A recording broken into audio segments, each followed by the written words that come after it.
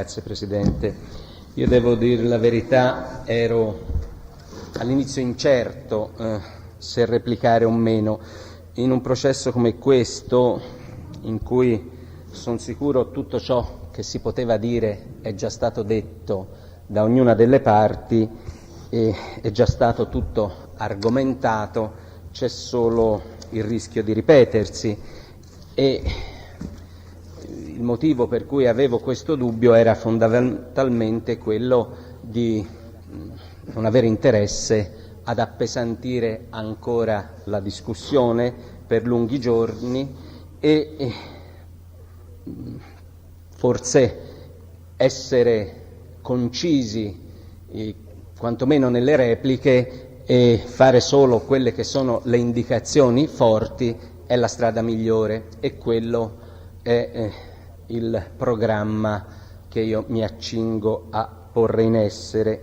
Dicevo che nella replica per tutte le posizioni vorrei dare solo alcune indicazioni. Sono anche sicuro che ognuno, come noi parti, ognuno di voi ha già maturato ovviamente delle convinzioni per le quali oggi si tratta solo, a mio avviso, di fare il punto su alcuni aspetti della vicenda che sono stati, della prova, che sono stati presentati in modo diverso dalle parti, e questo è ovviamente una situazione fisiologica, perché sempre le parti hanno una visione diversa, quindi nella replica dobbiamo solo puntualizzare e mettere in evidenza se alcune cose sono state enfatizzate o se altre sono state invece omesse. Tutto qua. E direi che io avrei come necessità di esaminare e lo farò stamani, come dicevo, meglio la posizione del Faggi, non perché abbia molte altre cose da dire io rispetto a ciò che avevo già messo in evidenza, ma perché, come sapete, c'è un elemento nuovo, sicuramente conforme a quelle che erano state le indagini, e questo elemento nuovo va valutato. E per quanto riguarda la posizione di Zanubini, solo due parole, le dirò tra breve, e invece per quanto riguarda la posizione dell'imputato Vanni, direi che, come era ovvio, e dell'imputato Lotti, in parte le posizioni sono completamente contrapposte, le visioni completamente diverse, e quindi la necessità di puntualizzare è più ampia. E volevo far presente che non ho nessuna intenzione di appesantire la discussione con polemica, non è con i difensori di Vanni, non serve a nulla, lo so benissimo, la polemica è un esercizio sterile tra le parti in un processo come questo, si può fare forse nella requisitoria e nella arringa, ma non certo nella replica, e qui contano soltanto i dati di fatto, conta mettere davanti alla Corte gli elementi oggettivi che ci sono e vedere di chiarire il meglio possibile questi elementi oggettivi, poi ovviamente è la Corte che li valuterà. E volevo ancora fare presente che a mio avviso non ha senso, come ho sentito a volte in quest'Aula, inveire contro le altre parti. Io non ho nessuna intenzione di rifarmela con qualcuno, ad esempio rifarsela come è avvenuto qua da parte della difesa di Vanni, sostanzialmente indistintamente contro tutti. Penso che non serva a nulla, è inutile gridare studia curandai, è inutile rifarsela, a mio avviso, col difensore di Lotti, perché ha esercitato il suo mandato in un certo modo, criticarlo o meno, anche questo non serve, lo dirà lui. Lo stesso non ha senso inveire continuamente contro chi ha fatto le indagini, va bene quando si contesta l'indagine, ma la invettiva contro le persone io non ho nessuna intenzione di farla e la respingo nel momento in cui è stata fatta, e siccome questa invettiva è indistintamente contro tutti, dalla polizia giudiziaria a tutti i magistrati, oggi ho sentito anche il GIP, insomma, è un'invettiva che lascia il tempo che trova. La volevo solo mettere in evidenza, cioè non è questo il tema su cui io intendo replicare sui fatti. Volevo fare ancora... A questo Prego, punto Presidente. devo interromperla, ma il Lotti, chi è rappresentato ora? Lei? Mi sono girato, c'era un attimo fa, quindi... E dov'è Bertini? Ah, è dato un attimo? Ah, va bene, allora se sentato un attimo va bene. Prego, scusi. Grazie, Presidente. Sono questioni che poi... Sì, io non ho nessuna intenzione di gridare bugiardo a Lotti o assassino a Lotti come imputato, non serve a niente. E volevo fare ancora un'altra considerazione, è sempre preliminare, ma quella sulla cultura del giudice e la cultura delle parti. È stata un po' sbandierata, forse esibita qua a tutti noi. Vorrei dire in 2 parole il mio pensiero, perché è il pensiero di molti. Forse non ha importanza in una valutazione di fatti come questi, che noi stiamo qui a esibirvi la nostra cultura con singole citazioni. È sempre piacevole sentire qual è il pensiero dei nostri maestri e degli scienziati, ma forse a mio avviso non ha importanza citare la singola frase, perché diventa esibizione, diventa una sorta di cercare di deviare l'attenzione dei giudici. Quello che conta è parlare dei fatti, e la cultura delle parti e quella del giudice non emerge dalle citazioni, ma emerge soprattutto quella del giudice dalle sue decisioni, dalle motivazioni della sua sentenza, dai ragionamenti che fa, dal distinguere una situazione da un'altra, dal capire, dal mostrare nella sua decisione il giudice e le parti nelle scelte, sia nelle investigazioni che per quanto riguarda le indagini, quella che è a monte la visione o la capacità di comprendere. E voi sapete benissimo che neppure nelle sentenze della Corte di Cassazione si fanno citazioni, ma non perché nessuno conosca i maestri, non perché tutti i giudici o tutte le parti, a differenza degli avvocati, siano ignoranti, fra virgolette, è perché la loro cultura, a mio avviso, la mostrano esclusivamente con il ragionamento, nel dimostrare che hanno capito, che hanno fatto tesoro di quella che è la scienza, la conoscenza umana. Mi sembra che questo era doveroso. Più volte si è indicato nel corso della difesa del Vanni che qualcuno non era sufficientemente a conoscenza di certi termini o di certe situazioni. In fondo le parti sono parti, a me interessa che sia ovviamente il giudice che, dimostrando la propria cultura nella motivazione, dimostri di essere maturo per valutare questi fatti. Verrei quindi alla replica per ogni singola posizione.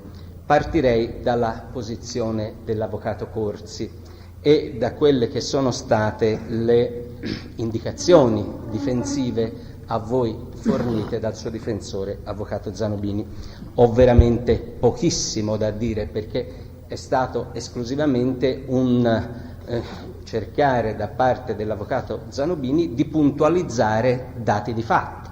Gliene do atto, non è che ho sentito invettive o ipotesi fantasiose, sono dati di fatto. L'avvocato Zanobini li ha messi di fronte a voi, il PM ne aveva messi altri, sostanzialmente è talmente poca la materia in cui è facilissimo capire qual è il nocciolo della vostra decisione. Vorrei però mettere in evidenza un dato importante. Siamo pienamente d'accordo tutti sul fatto che sono inutilizzabili, trascritte o non trascritte direi oggi, le dichiarazioni di Mario Vanni per quanto riguarda la famosa lettera, inutilizzabilità nei confronti della posizione dell'avvocato Corsi. Su questo mi sembra che non abbiamo nessuno da eccepire, c'è la norma di legge molto chiara e dice nei confronti dell'avvocato Corsi, poiché non è stato ripetuto in aula,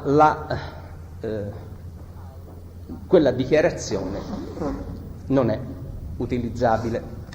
E allora vediamo un attimo però da cosa nasce la prova nei confronti della posizione dell'avvocato Corsi, perché abbiamo una situazione in cui abbiamo Lotti, che qua è stato presente e ha comunque spiegato dettagliatamente come, secondo ovviamente il suo racconto e la sua credibilità, è andata la situazione di quella lettera e soprattutto di quell'incontro che sarebbe avvenuto nella piazza dell'Orologio. L'abbiamo collocato nel tempo prima della scarcerazione di Vanni 1991, su questo l'abbiamo collocato nel tempo prima della scarcerazione di Vanni 1991, su questo avete tutta la possibilità di verificare la data. Volevo allora far presente che l'elemento a carico dell'avvocato Corsi non è esclusivamente derivato dalle dichiarazioni di Vanni. Se l'unico elemento a carico di Corsi fossero state quelle dichiarazioni di Vanni, allora forse la situazione sarebbe stata sotto il profilo della prova attentamente da valutare. Ma attenzione, Lotti è sicuramente venuto in aula e ha fatto quelle dichiarazioni specifiche e nei confronti delle dichiarazioni di Lotti abbiamo tutta la possibilità di valutare come stanno le cose. Sappiamo poi che queste dichiarazioni di Lotti, accusatorie nei confronti di Corsi, sono state confermate e riscontrate, oltre che da quelle dichiarazioni di Vanni che sappiamo, sono state riscontrate da numerosissimi elementi che sono quelle testimonianze che noi sappiamo, Ricci e tutti gli altri parenti bartalesi nei limiti che Mazzei che sono stati indicati. Allora, attenzione, nel momento in cui dobbiamo valutare la posizione dei Corsi, teniamo presente che la prova non viene solo dal Vanni, se poi Vanni è riscontro o no nei confronti di Lotti lo vedete voi nella vostra motivazione. È un punto forte che nei confronti della posizione Corsi sul contenuto di quel colloquio abbiamo non solo le dichiarazioni di Vanni inutilizzabili, ma abbiamo le dichiarazioni di Lotti molto specifiche, difficile pensare che se le possa essere completamente inventate nella situazione di riscontro su quel punto molto forte che abbiamo, per non parlare di tutti i riscontri sulla lettera, il Nesi e tutto ciò che io vi ho già a lungo indicato. Allora, attenzione nel valutare questo elemento, non cadere nell'equivoco che, essendo inutilizzabile nei limiti che sappiamo la dichiarazione di Vanni, perché non ripetuta in aula, questa dichiarazione non trovi un corrispondente in altri elementi di prova. E questo, direi, è il concetto fondamentale che mi preme soltanto ricordare, anche se probabilmente non ce ne sarebbe bisogno, ma nei confronti soprattutto dei giudici popolari, dal momento che si tratta di una questione sostanzialmente di diritto, è bene tenere presente che Lotti parla di questa lettera e di questa lettera, del suo contenuto, vi è una quantità di elementi di prova da voi da valutare, ma molto ampi e circostanziati, che avete poi la possibilità di verificare in concreto. indipendentemente da Vanni, che indubbiamente è comunque un riscontro forte sulla esistenza della lettera, un riscontro forte nei confronti delle dichiarazioni di Lotti, ma allora che sia un riscontro forte nasce indipendentemente dalla utilizzabilità, anche da quella necessità che io ho avvertito in quest'Aula di dire qualcosa sulla dichiarazione di Vanni, sia da parte dello stesso avvocato Corsi che dell'avvocato Zanobini. E quindi, siccome loro hanno introdotto entrambi affacciato a voi un'ipotesi del perché Vanni abbia ammesso l'esistenza di quel colloquio, vorrei valutare anche questo, perché ne hanno parlato personalmente l'avvocato Corsi e l'avvocato Zanobini come difensore, hanno detto il Vanni ha parlato dell'esistenza di quella lettera, questa è secondo noi la spiegazione, e allora su questo è bene dire qualcosa. L'avvocato Corsi, per la verità, cosa vi ha detto? Ma Vanni gliel'avrà detto qualcuno in carcere di dir così, poi ve lo spiegherà il mio difensore. Grandi ipotesi non le ha fatte e ha lasciato un po' cadere il discorso, ha rimandato al difensore. Il ragionamento del difensore, secondo me, è invece molto importante e siccome l'ha fatto l'avvocato Zanobini, è un ragionamento sul quale io vorrei solo richiamare la vostra attenzione. Dice testualmente l'avvocato Zanobini nel spiegare a voi perché Vanni ha ammesso che questa conversazione Corsi-Vanni sul contenuto della lettera c'è stata. Dice: Vanni è furbo, dice l'avvocato Zanobini, non dorme, è tutto fuori che un torzolo.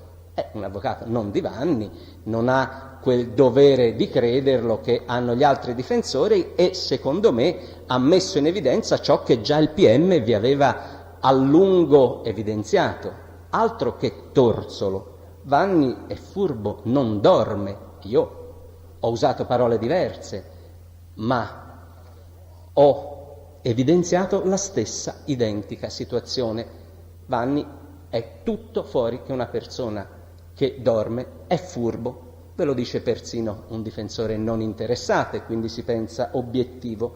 Vi dice rispetto a quella lettera, attenzione, pensateci bene su questa valutazione, su questa che è una mera ipotesi dell'avvocato Zanobini, ma io discuto l'ipotesi che ha fatto l'avvocato Zanobini. Dice l'avvocato Zanobini: Vanni ha intuito che per lui la lettera è un'ancora di salvezza perché prende la palla al balzo, perché nella sua mente auspicava aiuto dall'avvocato Corsi che dicesse: ho visto la lettera ma non c'è scritto nulla. È un'ipotesi fatta dall'avvocato Zanobini, ma allora io vorrei riflettere un attimo su questa ipotesi che non vorrei fosse molto vicina alla realtà, e l'avvocato Zanobini può saperne di più che quel che ne sappiamo noi.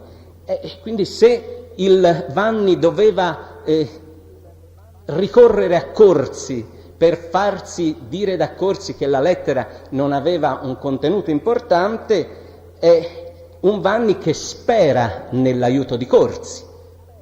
Questo è un primo punto. E addirittura è un Vanni talmente furbo, intelligente, tutto quel che sappiamo, che non solo spera nell'aiuto di Corsi, e questo la dice lunga, lo vediamo fra un attimo, ma spera che Corsi, interrogato dal giudice, dica il falso, cioè: ho visto la lettera, non c'era scritto nulla. Cioè pensa che Corsi addirittura, secondo Vanni, qui siamo tutto nelle ipotesi, ma siamo in una situazione in cui addirittura c'è un Vanni così furbo che spera che Corsi dica il falso davanti al giudice. Non è questo che io voglio mettere in evidenza, volevo solo mettere davanti ai vostri occhi una situazione. Se il Vanni si fosse addirittura furbo com'è, determinato a fare una valutazione di questo tipo, allora cadono tutte quelle dimostrazioni che sono state date in quest'Aula della assoluta mancanza di conoscenza fra questi due. Vi è stato detto si davano del lei e poi vi si propone un'ipotesi. Vanni addirittura era uno che dava da lei all'avvocato, però sperava che l'avvocato venisse in aula e a dichiarare il falso per fare un piacere a Vanni.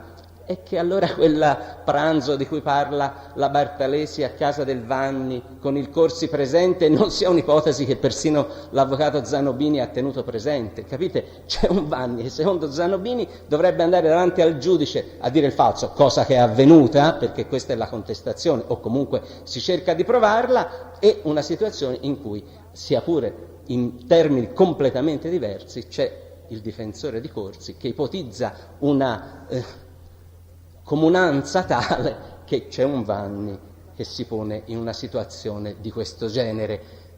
Aveva visto la lettera, quindi la lettera esiste, eccetera, però voleva e sperava che Corsi dicesse che era un contenuto diverso. Ma insomma è tutta una situazione da ipotesi. Io non ho niente da dire su questo argomento, non sarei mai entrato se il difensore dell'avvocato Corsi non ve l'avesse presentato sotto un profilo sul quale io mi sono a un certo punto svegliato, cioè ho prestato la massima attenzione. Lo stesso difensore di Corsi si mette in una situazione tale. Vanni sperava in un aiuto di Corsi che dicesse il falso. Se sperava in un aiuto di Corsi, ipotesi, solamente ipotesi, è una situazione in cui forse quella comunanza di rapporti può essere ipotizzata. Siamo ovviamente esclusivamente nel campo delle ipotesi, non ci sono assolutamente entrato io in queste ipotesi, vi sono state prospettate, io vi dico sicuramente sarà, come dice l'avvocato Zanobini, è una sua ipotesi, tenete presente anche altre ipotesi, niente di più. Il punto fondamentale è che la prova è stata raggiunta sull'esistenza della lettera completamente in altro modo, e quindi attenzione, non stiamo dietro alle ipotesi, perché sono delle indicazioni che le parti vi danno, ma come vedete, ho cercato di farvela vedere sotto un altro profilo, sono indicazioni che sono esclusivamente prospettazioni sulle quali noi abbiamo solo quei dati di fatto. Lotti dice in un modo, tutta quella serie di testi che sapete grosso modo confermano l'esistenza di questa lettera, dall'altra parte c'è un Vanni non utilizzabile che conferma Lotti, c'è questa situazione, si conoscevano o non si conoscevano, vedrete voi meglio i verbali e cercherete di darci la risposta che corrisponde alla verità. Passerei all'esame della posizione di Faggi. Come vi dicevo all'inizio, è una posizione sulla quale io sostanzialmente, avendo già concluso e avendo di fatto spiegato nei dettagli quali sono le emergenze, ovviamente dal punto di vista dell'accusa, non avrei oggi necessità di replica nei confronti dei difensori, i quali hanno sostanzialmente avvalorato nei fatti quelle che sono le emergenze processuali con una prospettazione diversa da quella del PM.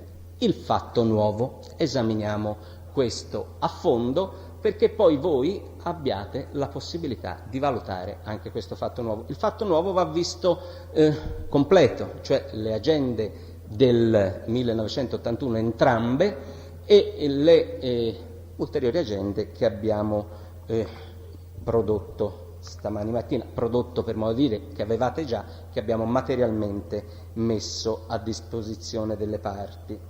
E allora riassumiamo un attimo per leggere meglio il contenuto di queste agende, quali erano gli elementi che sostanzialmente tutte le parti, in particolare le parti civili, vi hanno evidenziato. Il PM vi aveva sintetizzato le prove a carico di Faggi con 2 frasi. Faggi è sicuramente coinvolto in pieno nei fatti dei quali è accusato. Questa era la prima osservazione. La seconda era le prove raggiunte, mi sembra avevo parlato di carta velina, sono tali per cui io, PM, sono convinto di questo, mi manca una certezza, e avevo fatto presente che il vero problema, ad avviso del PM, che si trovava meglio, si può dire oggi, davanti alla Corte, era quello di dimostrare non tanto la presenza di Faggi sui luoghi degli omicidi del 1981 a Calenzano e del 1985 a Scopeti, ma di capire se c'era una prova di qual era stato il suo ruolo. E su questo le parti civili avevano valutato gli stessi elementi con una sfaccettatura, con una ricchezza di particolari diversa. Vi avevano fatto presente che in sostanza il coinvolgimento è provato e vi avevano fatto presente che il coinvolgimento che il PM non vedeva in pieno, o comunque pur vedendolo vi metteva sotto una luce di grande prudenza, era un coinvolgimento nel quale sicuramente, giustamente, secondo me, le parti civili vi facevano presente del Faggi come in una situazione di quella che chiamiamo il concorso sicuramente morale del Faggi negli omicidi 1981, in particolar modo 1985, andando oltre nello spiegare il modo in cui questo coinvolgimento morale poteva essere anche sorretto da una prova su un coinvolgimento materiale per quello che riguarda il delitto dell'81, e vi hanno evidenziato, vi ho evidenziato anch'io, guardate che ci sono elementi per dire che il Faggi nell'81 ha individuato la coppia, era presente sul luogo secondo quell'identikit del quale parliamo fra un attimo per quello che manca, e poi vi dicevano c'è la prova che il Faggi ha aiutato materialmente il Vanni e Pacciani come autori materiali a lavarsi a casa sua dopo il delitto. Allora questi erano gli elementi, e l'elemento forte della difesa, e che era un po' indirettamente il dubbio dell'accusa, era: guardate, vi è stato dimostrato a lungo, ci ha puntato a lungo la difesa, guardate, per il 1981, nel quale vi si è detto che il Faggi avrebbe partecipato all'omicidio nell'individuare la coppia e nell'aver aiutato gli autori a lavarsi le mani, e soprattutto essendo presente sul famoso ponticino, vi è stato ridetto anche stamani, quindi essendo sul luogo del delitto, è chiaro che in una situazione di questo genere trovare un documento da cui emerge che il Faggi era altrove è una situazione in cui mi sembra che io avevo evidenziato quali erano le possibili prospettazioni nei confronti della Corte. E direi che questo argomento forte, che il Faggi in quei giorni fosse a Celano nel Fucino, era un argomento che derivava e da quella agenda, voi ricordate, vi era stato indicato, ora ve l'abbiamo fornita materialmente, ci sono due indicazioni, 21, 22, nel 21 Celano Fucino, 22 ritorno la sera, il Felli, quel signore che è stato portato al riscontro di questo alibi, che aveva personalmente la polizia giudiziaria cercato per chiedergli indicazioni, vi ha sostanzialmente evidenziato: guardate, per quanto riguarda la data di quella gita che il Faggi fece da me e andammo insieme in Abruzzo, a Celano e Fucino, è da collocare tra la fine di ottobre e i primi di novembre. Mi ricordo la raccolta delle patate, e vi aveva dato quella indicazione su un periodo generico, fine ottobre, primi di novembre. Abbiamo un'agenda 21-22 ottobre e quindi abbiamo questo riscontro del Felli. Il Felli ci ha in più aggiunto che Faggi partiva presto la sera, non voleva guidare di notte, era venuto il dubbio, ma è tornato dal Fucino, è tornato da Celano, è andato a aiutare nell'omicidio, poteva essere una situazione un po' difficile da dimostrare, perché tornare stanchi da una gita, andare a fare quel che è successo, e quindi in una situazione di questo genere si era stati un attimo arretrati nel presentare delle conclusioni forti. Cosa è successo? La Corte giustamente dice: ma invece di stare voi a discutere su questa agenda, me la fate vedere a me, cosa correttissima. Abbiamo forse omesso di farlo al momento opportuno. La Corte è qui apposta, il dibattimento serve proprio per questo. Né il PM né il difensore, per interessi diversi o comunque forse per non eccessive lo dobbiamo ammettere, approfondimento, non erano andati oltre, è venuto fuori, e su questo la Polizia Giudiziaria ha fatto ammenda pubblicamente, che c'è una seconda agenda, anzi ci sono molte agende, quindi su questo fatto è bene che le veda tutta la Corte, e concordemente oggi abbiamo messo a disposizione tutte le agende. Se la Corte crede, ci sono anche quelle del 70, e se ha motivi propri per volere verificare quanto le parti vi dicono e vi diranno, le agende sono tutte lì. Però è emerso questo elemento dalle agende. Le agende sono due. C'è chi ha una doppia agenda. Se le esaminiamo, quelle due dell'81, una è giornaliera e una è settimanale, nel senso una è per giorni, l'altra invece allo specchio di tutta la settimana. Questo è l'esame obiettivo delle agende. Allora, vediamo subito che l'agenda di cui la Polizia Giudiziaria vi aveva parlato, nella quale c'è l'indicazione 21-22, è una settimanale. Ci sono tutti i 5 giorni, 6 della settimana, escluso la domenica, e c'è l'indicazione nel mezzo di questa gita. La seconda agenda, poi vedremo dove era custodita, ma c'è il verbale di sequestro, è un'agenda giornaliera, e dato obiettivo sul quale noi possiamo solo dire le nostre impressioni, il PM e le parti, è un'agenda in cui la gita a Celano Fucino nella seconda agenda è spostata di data. È identica l'annotazione, ma è spostata di data, cioè è spostata ai giorni 4 e 5 novembre 81. Voi l'avrete già fatto, la pazienza di esaminarle, e vedrete che è la stessa indicazione esatta, spostata di 10-12 giorni. Rimaniamo 15, quello che sento una voce dell'avvocato, lo dirà lui meglio, ho sbagliato i conti, ma non è questo ovviamente. Andiamo allora a valutare sempre il dato obiettivo, è spostata di 15 giorni. È un elemento molto chiaro, obiettivo, sul quale mi sembra non si possa noi fare grandi valutazioni diverse sull'elemento materiale. Possiamo però fare una valutazione sull'elemento materiale di questo tipo, e voi cortesemente vi invito a farlo. C'è la possibilità di dire che una di queste due agende è quella più usata e l'altra è la meno usata? Vediamo, perché su questo possiamo fare solo un esame obiettivo e trarre conclusioni. Se voi prendete quella che vi è stata la settimanale, la prima, quella che servirebbe da alibi, vi invito a guardarla, lo vedete da voi, sono fino al mese di ottobre, non c'è nessuna annotazione. Ci sono le date, vedete voi quale momento, 7-8 mesi, niente. Elemento obiettivo. Quella, direi che a mio avviso più usata, la seconda, in cui le stesse date sono spostate a novembre, è piena, non c'è un giorno vuoto.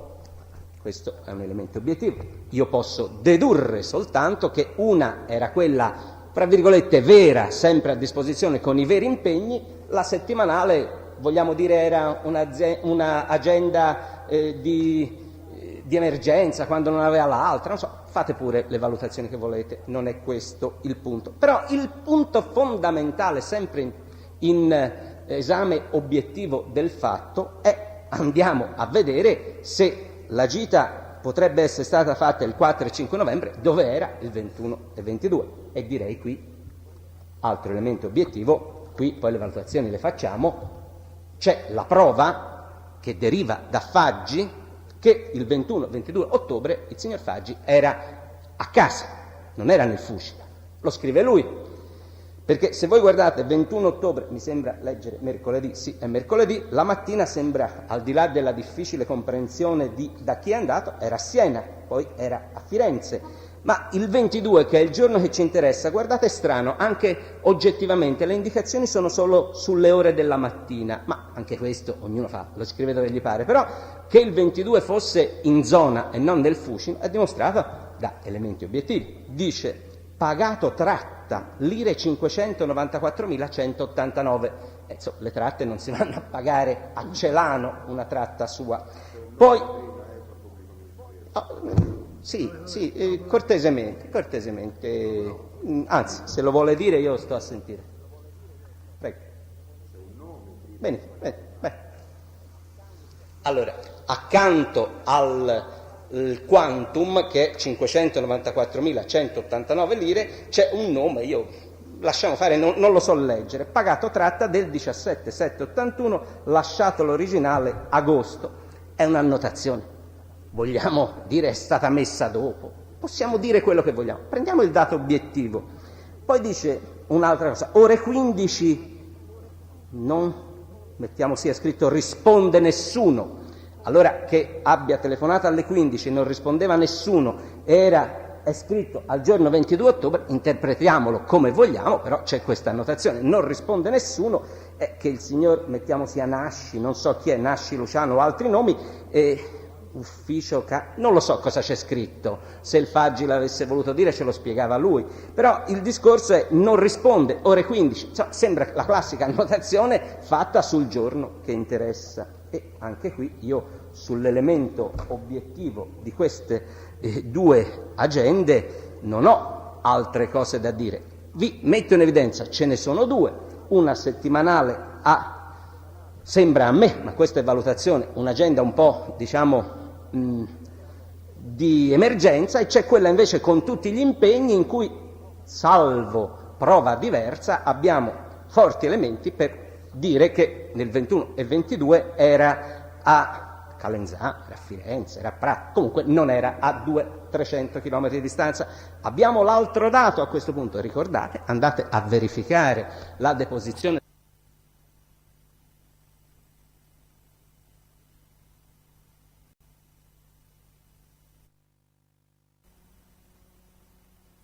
giudici di Firenze a contestarmi qualcosa.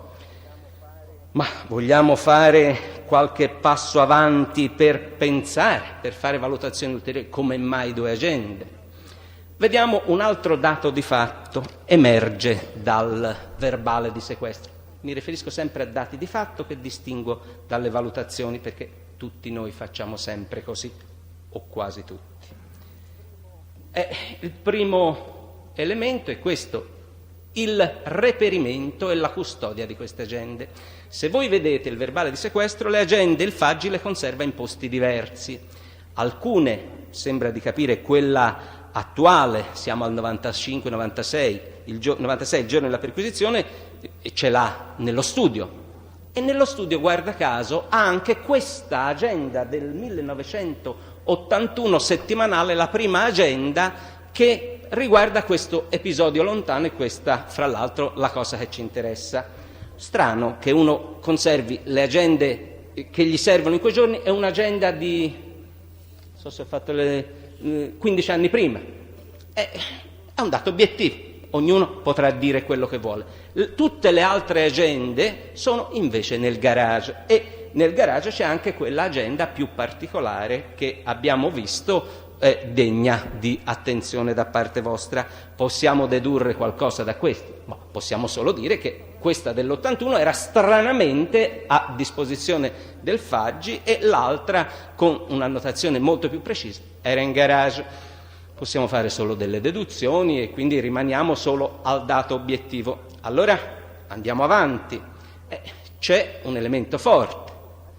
Una delle due agende è, noi lo chiamiamo ideologicamente, vogliamo fare qualsiasi valutazione diversa in termini di vocaboli, è una agenda, una delle due, c'è scritto una cosa non vera perché non poteva essere nei due posti.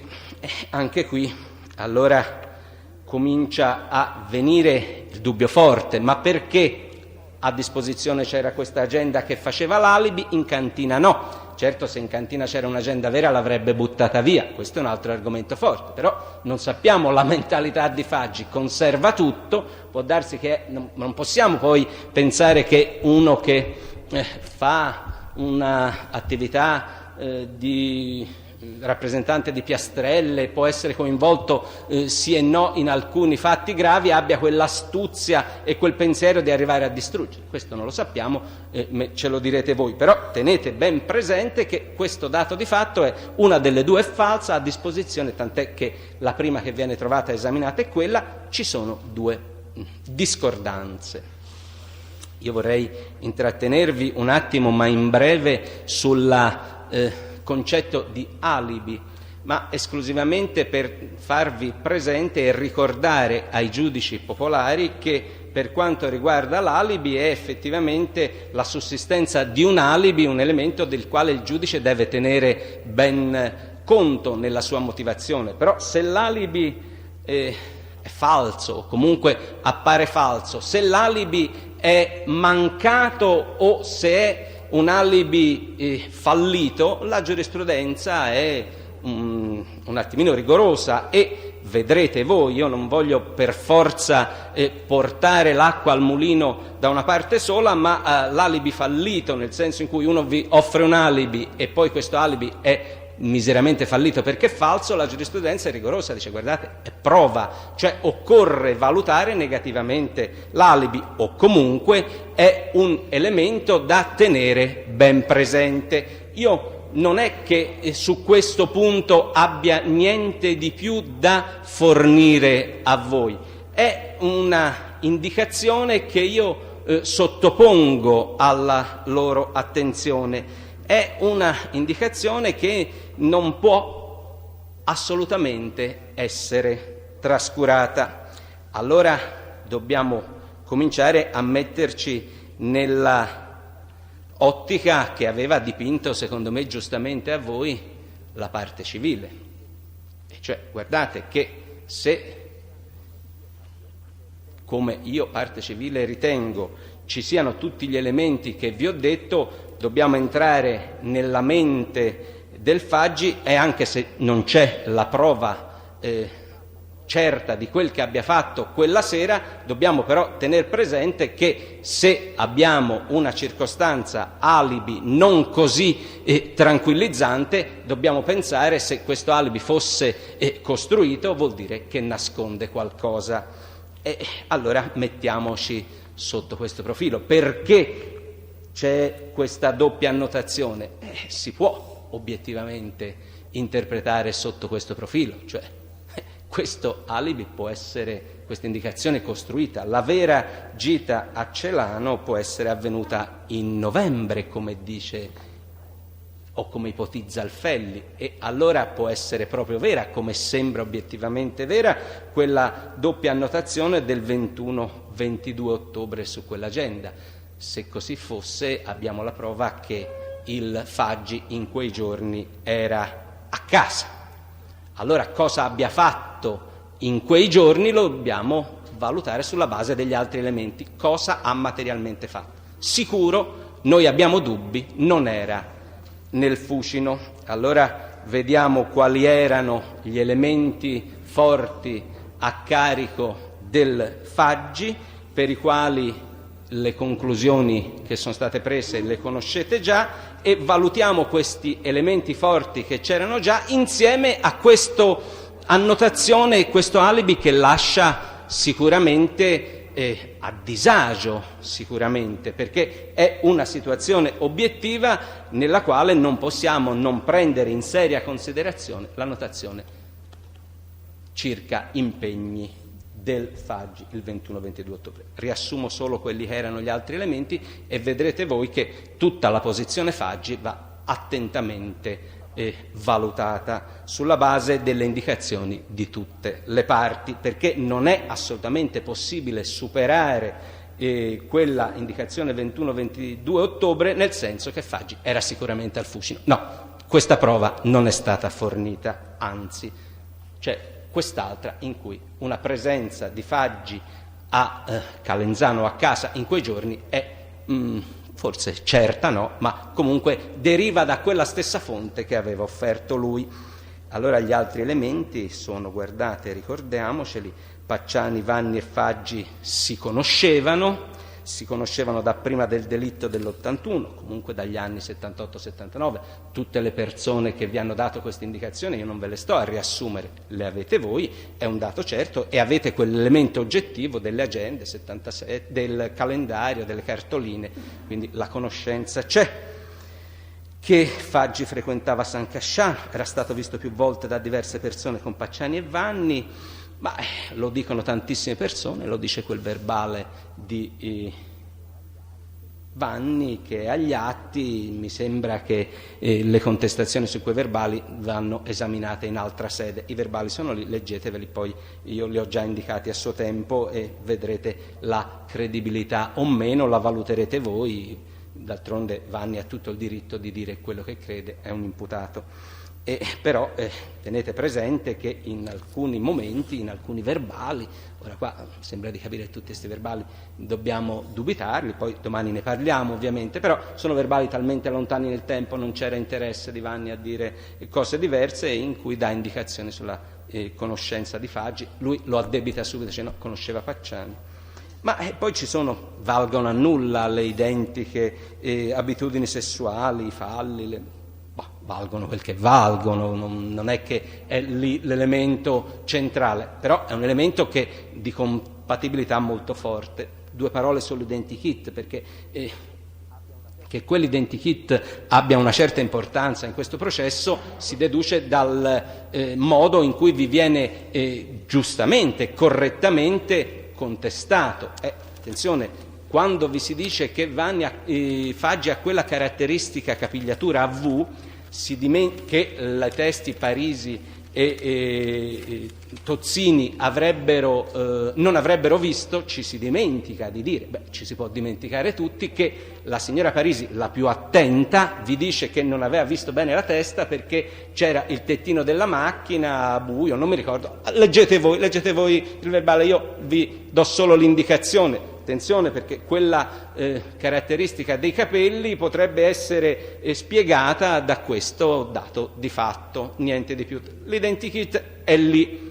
È inutile che noi ora, o almeno io, in replica vi aggiunga qualcosa. Non ci facciamo nessuno fuorviare dal fatto che i capelli a V non sono quelli che poi emergono dall'identikit. L'identikit è stato fatto da una persona che effettivamente l'ha visto bene, ha ragione l'avvocato Filastò, l'ha visto parecchio bene, quindi è quel che è, ma comunque è un verbale sul quale io non ho assolutamente niente altro da aggiungere. E lì vi dico, se putacaso non avete dei dubbi su questo identikit, tenete presente anche che i capelli a V possono essere spiegati sotto questo diverso profilo. Che Faggi abitasse nelle immediate vicinanze dell'omicidio, 1 chilometro, 2 chilometri, 600 metri in linea d'aria, non ha assolutamente importanza andare a discernere di quanti metri, è un dato obiettivo. Quello era un luogo frequentato da tossicodipendenti, tutto quello che volete, anche da Coppietti, era vicino a casa di Faggi, tant'è che, così per inciso, era l'elemento forte che faceva pensare a un coinvolgimento di Faggi già nell'altro processo, era l'unico elemento che c'era a carico di Pacciani, per il quale quella corte di primo grado lo aveva condannato, il Pacciani ovviamente unico imputato, ma era l'elemento forte, era la vicinanza dell'abitazione al luogo dell'omicidio. Era più lontano, c'era vicino alla caserma dei carabinieri, tutto quello che vi è stato detto. Io non ho effettivamente oggi motivo di spiegarvi la caserma dei carabinieri, è difficile, ci sono omicidi in Campania che avvengono sotto la caserma dei carabinieri, ma non è questo ovviamente né l'argomento forte nella difesa né certamente interesse mio a controbattere, è un elemento molto molto forte. E poi ci sono Lotti e Pucci che hanno riferito quel che hanno riferito del relato, e quindi qui è tutto il discorso credibilità di Lotti e Pucci, lo esaminate voi e l'avrete sicuramente già fatto, le parti ci sono andate a lungo, io domani dirò ancora qualcosa. Allora capite che su una situazione probatoria di questo tipo a carico di Faggi si inserisce questo elemento alibi, falso, fallito, mancato, non alibi, non ha obiettivamente importanza etichettarlo, ha però importanza che voi abbiate ben presente questo elemento oggettivo e questa situazione nella quale abbiamo un Faggi che ha fatto queste diverse annotazioni. Abbiamo la, direi prova, perché viene da lui, come era prova l'alibi, è prova ovviamente l'annotazione quando è a suo carico, che era in quei giorni a Calenzano. E direi quindi che in una situazione di questo genere la posizione di Faggi deve essere attentamente valutata alla luce di questi nuovi fatti. Noi vi abbiamo anche depositato stamani o invitato ad esaminare le altre agende, cioè quelle altre agende doppie. Io qui gli ho dato onestamente un'occhiata, sono stato invitato a questo dall'avvocato Bagattini e dalla polizia, e direi che questo esame sarà l'esame che farete anche voi. Mi sembra che corrisponda la situazione che è emersa per l'81, cioè sono agende doppie. Se voi le andate a esaminare con la massima attenzione vi accorgerete che la situazione è identica. In alcuni anni il signor Faggi ha tenuto un'agenda doppia. Vedrete che una delle due è scritta maggiormente e una meno, cioè è una situazione obiettiva di questo tipo. Vuole dire qualcosa, aggiunge o toglie qualcosa a questa considerazione che ho fatta sull'agenda dell'81? Sono lì, io non posso tirare niente da una parte, tirare da una parte che possa indicare un Faggi talmente astuto da fare annotazioni false su un'agenda. La doppia agenda in alcuni anni ce l'aveva, forse l'ha avuta sempre, a volte non l'ha conservata, a volte l'ha buttata via, questo non lo sapremo mai. È il dato obiettivo forte, nuovo, nel quale la Corte deve per forza mettere una grande attenzione nel valutarlo, è la presenza di annotazioni per quei giorni forti in Calenzano, di una presenza di Faggi e Calenzano in quei 2 giorni. E capite che allora anche alla luce di questo elemento obiettivo dobbiamo essere molto attenti nel cercare di valutare le dichiarazioni di Lotti e di Pucci in merito agli accadimenti di quella sera del 1981, se tutto questo quadro non penda paurosamente a danno, a carico del Faggi. Tutto qua, questi sono gli elementi che io vi volevo fare presenti. Presidente, avevo accennato al fatto che volevo solo oggi mettere in evidenza delle emergenze, a mio avviso utili in replica, utili ovviamente per il PM rispetto alla posizione dell'avvocato Corsi e dell'imputato Faggi, e andrei a domani mattina per quello che riguarda invece la replica sulla difesa di Vanni. Non ho altro da dire. Benissimo, allora ci aggiorniamo a domani mattina alle ore 9 per le ulteriori repliche. Nuova traduzione del Vanni. Presidente, Per quello che può valere, signor Presidente. passerei a questo punto all'esame dei punti toccati dalla difesa Vanni e alla quella necessità che avevo manifestato ieri in premessa di replicare sul punto, e mi ero permesso di sottolineare ieri mattina la circostanza che a questo punto della discussione non è più possibile per il giudice e per la Corte farsi distrarre da argomenti superflui, ma occorre sottolineare i punti essenziali, e quindi a mio avviso questo è il momento in cui il giudice deve avere sempre presente il tema specifico della decisione e deve accorgersi in ogni momento quando gli argomenti delle parti sono solo dei tentativi di distrarre il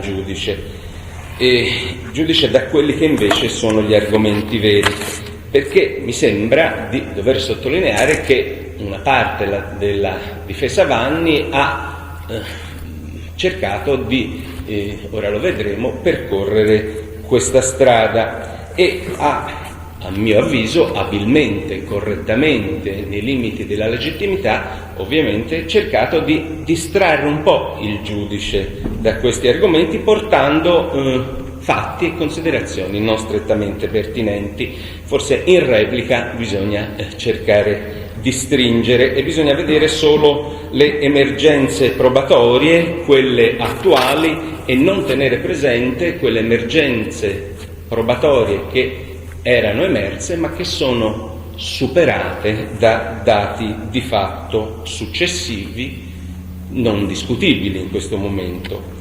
E portare argomenti non pertinenti può avere il legittimo scopo, ma bisogna stare bene attenti, e questo invito vi rivolgo, di mirare solo all'essenziale.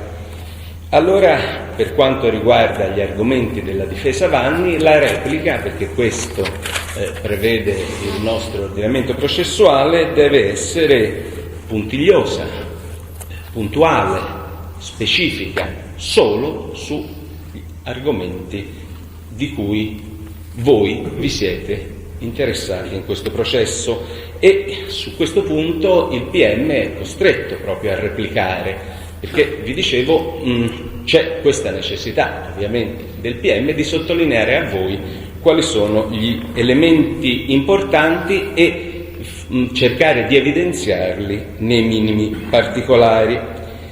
E questo, diciamo, è una situazione che mi preme sottolineare, perché a seguito della requisitoria dei difensori di Vanni, in particolare del secondo difensore, in cui il difensore più che legittimamente ha parlato a lungo, illustrandovi tutta una serie di questioni a mio avviso non pertinenti, e ci siamo trovati in una situazione quantomeno originale, alla quale io per la verità non avevo mai assistito. Una situazione che più che originale direi quasi paradossale, perché anziché davanti a un esame obiettivo degli elementi, di fatto c'è stato anche questo, la maggior parte o buona parte della arringa del difensore è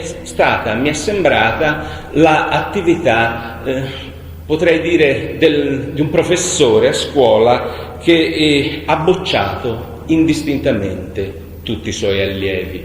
Vediamo di spiegarci e perché, secondo me, in buona parte della arringa del difensore ho avuto questa impressione. Ovviamente è un'impressione personale del PM che è legittima quanto l'attività del difensore. Perché se il PM ha nella sua requisitoria elencato una serie di fatti obiettivi, astenendosi sia da citazioni sempre gradite ma a volte non strettamente necessarie, e si è guardato bene da bacchettare le altre parti, in questo arringa per 5 giorni in buona parte ci siamo trovati di fronte a un qualcuno che vi voleva far credere che tutti hanno sbagliato, tutti indistintamente, e poi trovandosi, a mio avviso, nella difficoltà di dimostrare nello specifico perché gli altri hanno sbagliato. La maggior parte dei discorsi che ho sentito e che avete sentito anche voi sono questi: le indagini sono tutte sbagliate, l'enfasi con cui è stato sviluppato questo concetto l'avete sentita, la sentenza della Corte di Assise di primo grado relativa a Pacciani, per carità, è uno sbaglio clamoroso, i testimoni portati dal PM, 10, 20, 50, 100, quanti sono, non me lo ricordo, sono testimoni di cui non se ne salva uno, sono bugiardi tutti indistintamente, le donne sentite sono tutte ubriache o prostitute, I sopralluoghi, lo avete sentito ieri, i verbali sopralluogo sono un disastro se non sbagliati o falsi, non corrispondono al vero. I verbali di interrogatorio del GIP e del PM creano dei dubbi paurosi e quindi è un'indagine da buttare. Questo vi è stato detto in sostanza, ma vi si è aggiunto qualcosa di più. Attenzione, davanti a questo disastro completo di tutti, questa è la posizione della difesa Vanni, gli unici testi seri attendibili sono invece 3, è stato detto ieri molto chiaramente, e sono l'avvocato Zanetti, il signor Bardazzi, ricordate il signore di Borgo San Lorenzo Vicchio, e il signor Allegranti. Ecco, la contrapposizione. Davanti a tutto questo mare di materiale che avete esaminato, la verità ve la possono dire solo 3, Zanetti, Bardazzi e Allegranti. Questi 3 sono testi attendibili, tutti gli altri sono da buttare. Questo è veramente una affermazione che meriterebbe un esame più approfondito. Cerchiamo di farlo. Perché sono attendibili questi 3? Perché solo questi 3 hanno visto il vero mostro. E qui abbiamo fatto un passo avanti, per fortuna, perché vi è stato spiegato che, avendo visto il vero mostro, hanno visto questi. Ovviamente non ci hanno detto chi, però insomma, questo è il processo, è così. Se l'hanno visto ma non sanno chi è, male. Coloro che hanno fatto le indagini non se lo sono fatto dire, oppure non sono stati capaci di andare avanti, però hanno visto questi 3, vi è stato detto a chiare lettere, la belva. È una belva che per carenza degli investigatori non è stata identificata. Per fortuna c'è stata data una strada per fare questa identificazione. Mi sembra anche molto semplice, perché vi è stato indicato che è un poliziotto che agisce in divisa, poi vedremo, è un'indicazione veramente, è molto vicino agli inquirenti e potrebbe essere componente della scorta di un certo magistrato, quindi che ci vuole a identificarlo. Quindi qui siamo proprio carenti, vedremo di fare qualcosa.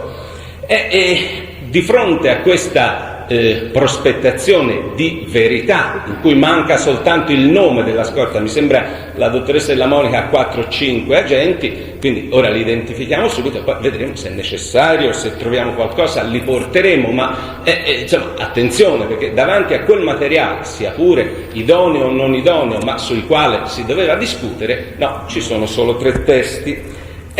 Il professore, che era a scuola, che ha bocciato tutti, vi ha detto ci sono questi 3 testi. Allora io vi dico, vi avevo detto all'inizio, attenzione a non farsi distrarre, perché indipendentemente dalla verità il materiale probatorio è un altro, bisogna guardare quello e su quello dire qualcosa. Non ci facciamo distrarre, perché capite, in questo momento pensare che si debba valutare da parte di una corte d'assise un discorso di questo genere e di un poliziotto in divisa che arriva a piedi, se non ho capito male, è un'ipotesi ovviamente che vi è stata fatta, a Baccaiano, e si mette alla guida dell'auto, lascia questa macchina della polizia, perché sappiamo che il teste Calonaci ci ha detto c'era scritto polizia da qualche parte, poi a piedi, in divisa, perché il teste Calonaci ci ha detto che era in divisa, si mette alla guida dell'auto del Maliniardi, gli ha chiesto prima i documenti, perché anche questa distrazione, a mio avviso, vi è stata proposta, e poi guidando questa macchina va nel fossetto. Direi neppure un'ipotesi, perché è una situazione sulla quale la prova è veramente carente, ma quello che mi preme oggi sottolineare davanti a voi è una evidente attività di distrazione che non è assolutamente pertinente in questo processo. Vi è stato detto, ha detto qualcosa il professor De Fazio, ha detto tutte altre cose, il Calonaci sappiamo cosa ha detto, e quindi in proposito non c'è alcun serio elemento su questo. Vedremo fra un attimo anche perché, per addentrarsi sulla testimonianza di queste 3 persone. Allora non ci distraiamo, continuiamo a esaminare l'altro materiale, liberi ovviamente di valutarlo come si vuole, ma attenzione, questi 3 testi ci sono, hanno detto quello che hanno detto, nessuno può dire nient'altro in proposito, ma esaminiamo diffusamente anche l'altro materiale. Ma è stata fatta o tentata un'altra operazione, a mio avviso, insomma, forse l'opportunità poi lo decide solo chi lo fa, insomma direi che è un'operazione che si qualifica da sola, cioè è l'impostazione difensiva che, come ho cercato di mostrare, ha mirato molto a questo poliziotto, è una impostazione, dicevo, nella quale vi è stato detto: attenzione, tutto sbagliato, sono tutti dalla parte del torto, tutti indistintamente. E vediamo perché questo professore ha dato voti negativi a tutti. Voi lo avete percepito come l'ho percepito io, ha bocciato tutti e per ciascuno ha dato il proprio voto.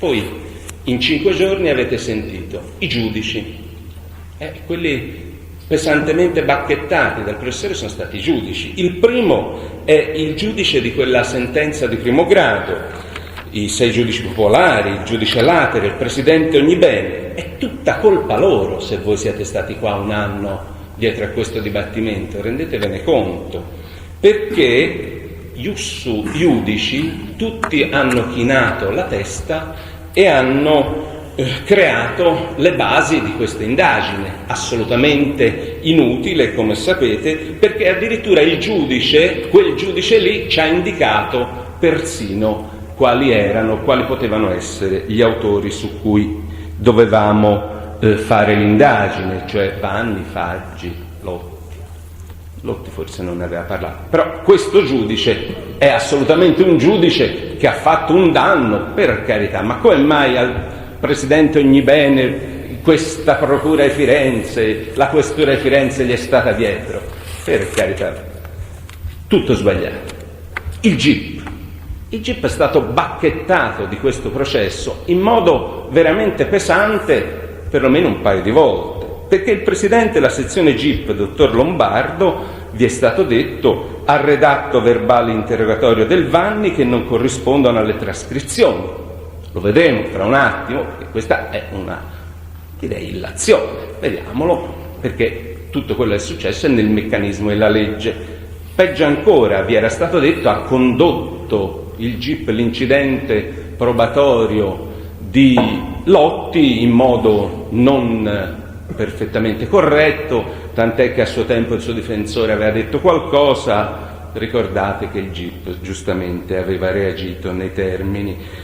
Vi è stato detto: tutte queste persone sono prevenute, sono dominate da un'ansia investigativa. Ma attenzione, perché c'è sia ansia investigativa, non vorrei che ci fosse anche la tensione difensiva eccessiva. Ma ancora i voti, l'ufficio del PM ce l'ha obiettivamente con tutti, è tutto da buttare, vi è stato detto più volte. L'ufficio del PM 0 spaccato, ha sbagliato tutto.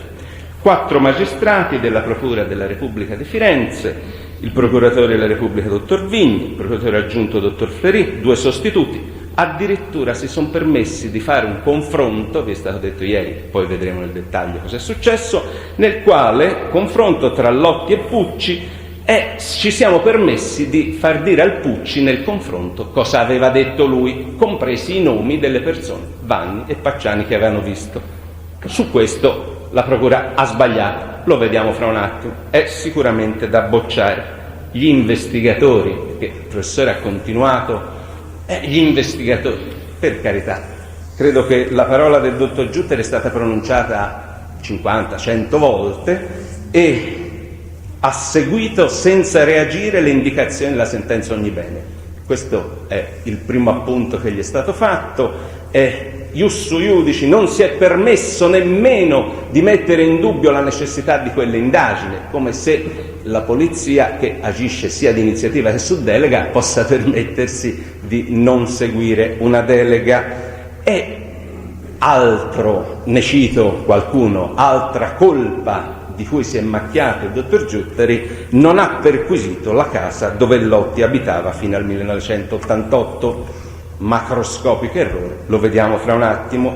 gli investigatori, e questo è stato detto a chiare lettere, il dottor Giuttari manca della necessaria professionalità e esperienza. Consentitemi una parola, perché i membri della Corte, giudici popolari, forse non sanno quale è l'esperienza del dottor Giuttari, e io voglio solo dire una parola.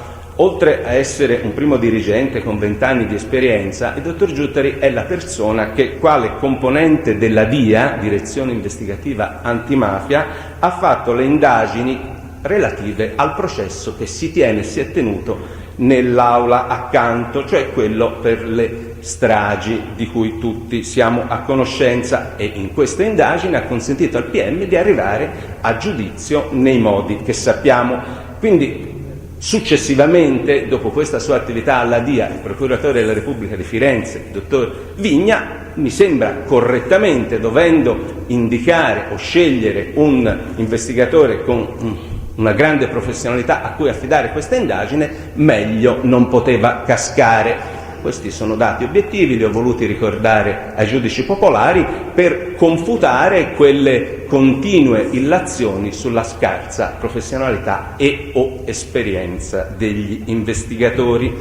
Ma anche qui, nel bacchettare e nel dare voti negativi agli autori di questa indagine, non si sono salvati nemmeno i precedenti PM. La dottoressa Della Monica è stata accusata di aver interrogato per 3 ore e mezzo il teste Gargalini. Come si è permessa? E voi sapete, lo vedremo, perché c'era quella necessità. Ma peggio non altro, non ha importanza. Martini, il teste non ha importanza. Quale? Quello che è stato 3 ore e mezzo nella caserma dei carabinieri di Baccaiano, dove era, Montespertoli. Ma ancora, peggio ancora, la dottoressa Della Monica ha scritto nel verbale di sopralluogo di Baccaiano dell'82 che il Mainardi era sul sedile anteriore, bocciata in pieno la collega. Gli avvocati, ma voi avete sentito qualcosa di positivo sugli avvocati? Ma anche qui questo professore, per fortuna abbiamo qualcuno che ci insegna e ci dice le cose come stanno, dice: studia Curandai, l'ho sentito io in quest'aula. Professor Voena, ma cosa insegna ai suoi allievi? Non è vero che il dibattimento serve per verificare la tesi accusatoria. Avvocato Bertini, ha difeso Lotti in modo sbagliato, ma come sarebbe? Io in un caso simile ho fatto in modo diverso. Perché la libertà di scelta della difesa noi non la possiamo riconoscere all'avvocato Bertini? Dobbiamo pensare che c'è uno solo qua dentro in quest'aula che è dalla parte del giusto? Per fortuna poi ci penserà da solo l'avvocato Bertini, se intende replicare sul punto. Avvocato Colau, basta con i coltelli, cioè tutte continue, quotidiane e bacchettate a tutti indistintamente. I medici legali non sono stati risparmiati nemmeno loro.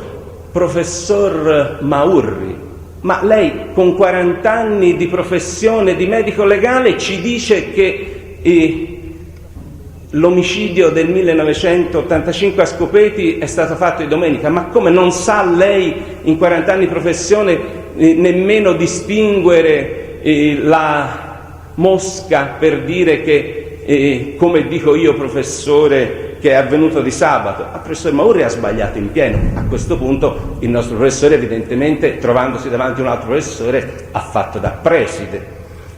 Ma l'unico bravo ovviamente è quello che vi ha invece parlato dei 3 testi che hanno visto l'altro mostro. Tutto ciò, lo capite, è una distrazione, è inverosimile, bisogna dimostrarlo ciò che si dice. Non si possono in una arringa, sia pure legittimamente, solo bacchettare le persone che non vanno e cercare di distrarre la Corte. Ma siamo andati avanti, perché da buon professore ha preannunciato che attende di vedere il tema che la Corte presenterà alla fine, e il tema che consegnerà, se non è secondo il suo desiderio, sa lui cosa fare. A questo punto la misura era veramente colma e lei finalmente, signor Presidente, è intervenuto. Allora torniamo coi piedi per terra, nessuno è professore, o comunque se c'è qualcuno che deve essere professore in quest'aula e se qualcuno a mio avviso deve mettere le cose a posto, è naturale che in questo processo i voti li dà la Corte, siete voi e li darete senz'altro giusti, non c'è motivo di dubitare su questo, ma per fare questo, per dare i voti giusti, signori giudici, occorre grande attenzione e grande pazienza. Io vi chiedo in questo momento una grande attenzione e grande pazienza per sentirmi sulle repliche puntuali, puntigliose, dicevo, che io devo necessariamente in una situazione di questo genere fare sui punti invece obiettivi toccati dal difensore di Vanni, avvocato Filastò, cioè nei momenti in cui si è parlato veramente del processo e non si è cercato di distrarvi. Io non impiegherò 5 giorni, ve lo dico subito perché non ho nessuna intenzione di portarvi il superfluo e anzi per comodità depositerò una memoria scritta, così come ho fatto per la requisitoria, che vi consenta di avere sotto mano punto per punto quello che mi sono permesso e mi permetterò da ora in avanti di indicare alla Corte come tema decidenti da esaminare. Per capire meglio però il meccanismo al quale bisogna attenersi per esaminare esattamente i risultati di questa istruttoria dibattimentale senza farci distrarre, occorre in primo luogo, a mio avviso, indicare ai signori giudici popolari, e in questo chiedo un attimo di attenzione e poi, se necessario, di collaborazione dei giudici togati in Camera di Consiglio, alcune norme del Codice di procedura penale che sono state seguite dal PM e dal GIP nell'acquisizione degli elementi di indagine e alcune circostanze per dimostrarvi come sia PM e GIP si sono comportati secondo legge e per dimostrarvi come nel corso delle indagini nessuno ha violato la legge e non si possono fare illazioni. Vorrei seguire per questa disamina il metodo che ha usato il secondo difensore di Vanni, l'avvocato Mazzeo. È un metodo che io approvo incondizionatamente perché è un metodo che mi trova perfettamente d'accordo, nel quale io mi ritrovo in pieno. Perché prima di esaminare i fatti, l'avvocato Mazzeo vi ha fatto citazioni specifiche di norme, è quello che mi accingo a fare io, e vi ha dato le indicazioni giurisprudenziali su ogni punto, spiegandovi: guardate, la norma è questa, è stata interpretata in questo modo. Mi sembra, dicevo, un atteggiamento non solo da condividere in pieno, ma è un atteggiamento e un metodo, a mio avviso, corretto ed equilibrato, e è un metodo costruttivo per la ricerca della verità. È stato l'avvocato Mazzeo sintetico ed essenziale.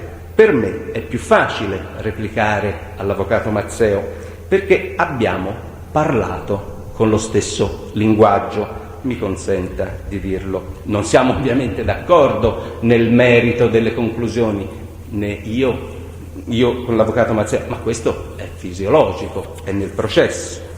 Allora dicevo le norme che dobbiamo tenere presenti per esaminare correttamente l'attività del PM e del GIP e non cadere nel tranello in quelle piccole considerazioni fuori luogo che sono state fatte sia sul PM che sul GIP. Vorrei innanzitutto partire per i giudici popolari dalla norma dell'articolo 212 del Codice di procedura penale, modalità del confronto. Leggo solo la parte essenziale, perché vi è stato detto che quel confronto Lotti-Pucci è stato fatto male, gli sono stati detti i nomi.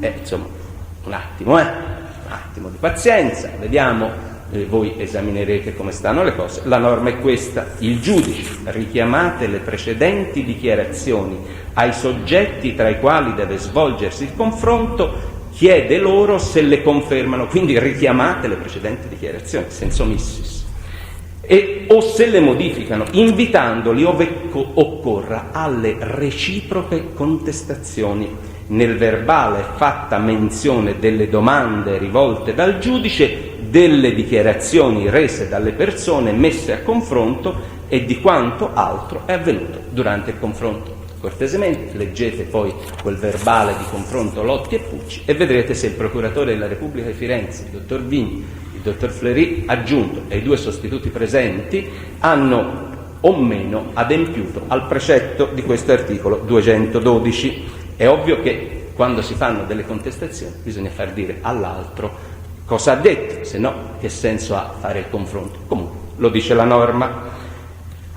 Seconda norma, quella relativa alle sopralluoghi, non si chiama più il sopralluogo, è l'individuazione di cose, forse il 361, la norma è sull'individuazione di luoghi, non è più il sopralluogo del vecchio codice, ma quello che io vi voglio far presente è che durante il sopralluogo il PM o il giudice, si chiama ricognizione, deve fare soltanto il verbale, attenersi di verbalizzare cosa è avvenuto. Non è prescritto, attenzione signori giudici popolari, tenetelo ben presente quando valuterete quei verbali di sopralluogo, non è prescritta né la registrazione né tantomeno la videoripresa di questa attività. Quindi se il PM, 4 persone che hanno tutti i loro limiti, ma si sono determinati a registrare e filmare, era per documentare ciò che avveniva, non certo per lasciare tracce di malefatte, non dico altro, tant'è che hanno consentito a chiunque avesse voglia di dire qualcosa di non assistere solo a un verbalino di mezza pagina, ma di avere un filmato intero. Lo abbiamo visto qua. Quindi il fatto che ci sia il film è un di più, dimostra lo scrupolo degli investigatori, che dovrebbe essere tranquillizzante dal punto di vista di come questi signori si sono comportati. Quindi il film è qualcosa in più che dimostra non solo la buona fede, ma la obiettività, la schiettezza di chi ha proceduto. Ancora un'ultima norma, e seguo il metodo Mazzeo. Articolo 294 Codice Procedura Penale, l'interrogatorio dell'imputato in stato di custodia cautelare.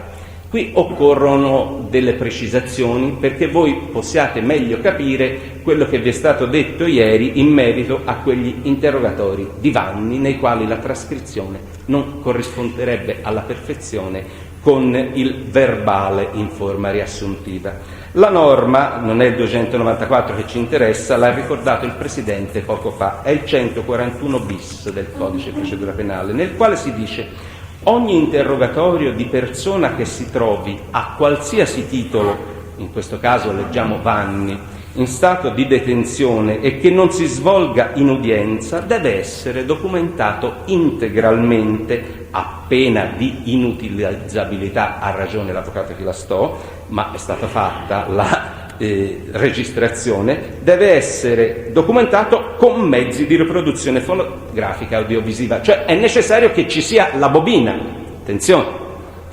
dell'interrogatorio e anche redatto verbale in forma riassuntiva. È una norma molto importante, importantissima. Per fortuna il nostro legislatore a un certo punto negli ultimi anni l'ha introdotta, perché è chiaro che così abbiamo una garanzia in più per la schiettezza di questi interrogatori e perché abbiamo poi tutti, come è avvenuto, la possibilità di verificarli. Però dobbiamo anche capire come avvengono gli interrogatori, perché i giudici popolari sicuramente non lo sanno, e allora se sanno come avvengono, secondo la legge, hanno poi la possibilità di capire perché possono nascere delle differenze, perché se ci fosse solo la trascrizione e non il verbale riassuntivo non ci sarebbe sicuramente differenza, però il codice richiede anche il verbale riassuntivo. Allora mi capite, se è riassuntivo è cosa diversa dalla trascrizione, quindi qualcuno deve farlo questo riassunto, e chi lo fa è una persona. Allora vediamo il codice cosa prevede. Dice devono essere ovviamente presenti l'imputato, non può allontanarsi, è stato custodia cautelare, c'è il giudice, c'è il PM se lo ritiene, perché il PM può non esserci, e c'è ovviamente il difensore, grande garanzia questa. Attenzione, quindi il verbale riassuntivo è fatto in presenza del difensore, oltre la trascrizione. E dice che il giudice ovviamente come procede?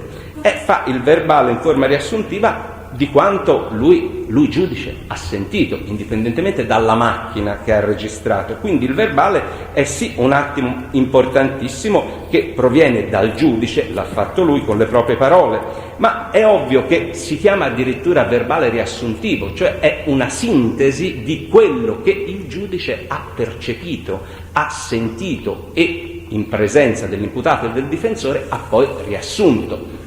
Capite che essendo un riassunto non sono le stesse parole della trascrizione. C'è, è vero, un intervento riassuntivo, una attività riassuntiva del giudice.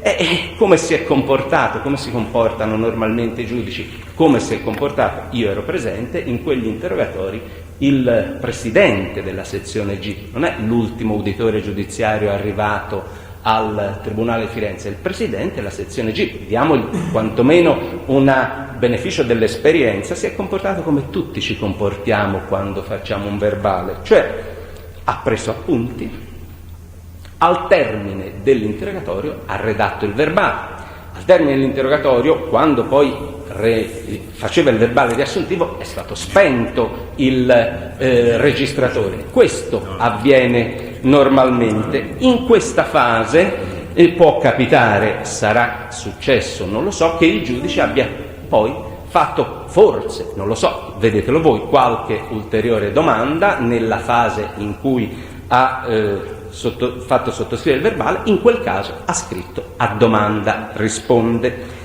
E di questo eventualmente è scritto a domanda risponde espressamente nel verbale e c'è la risposta riassunta con le parole del giudice nel verbale.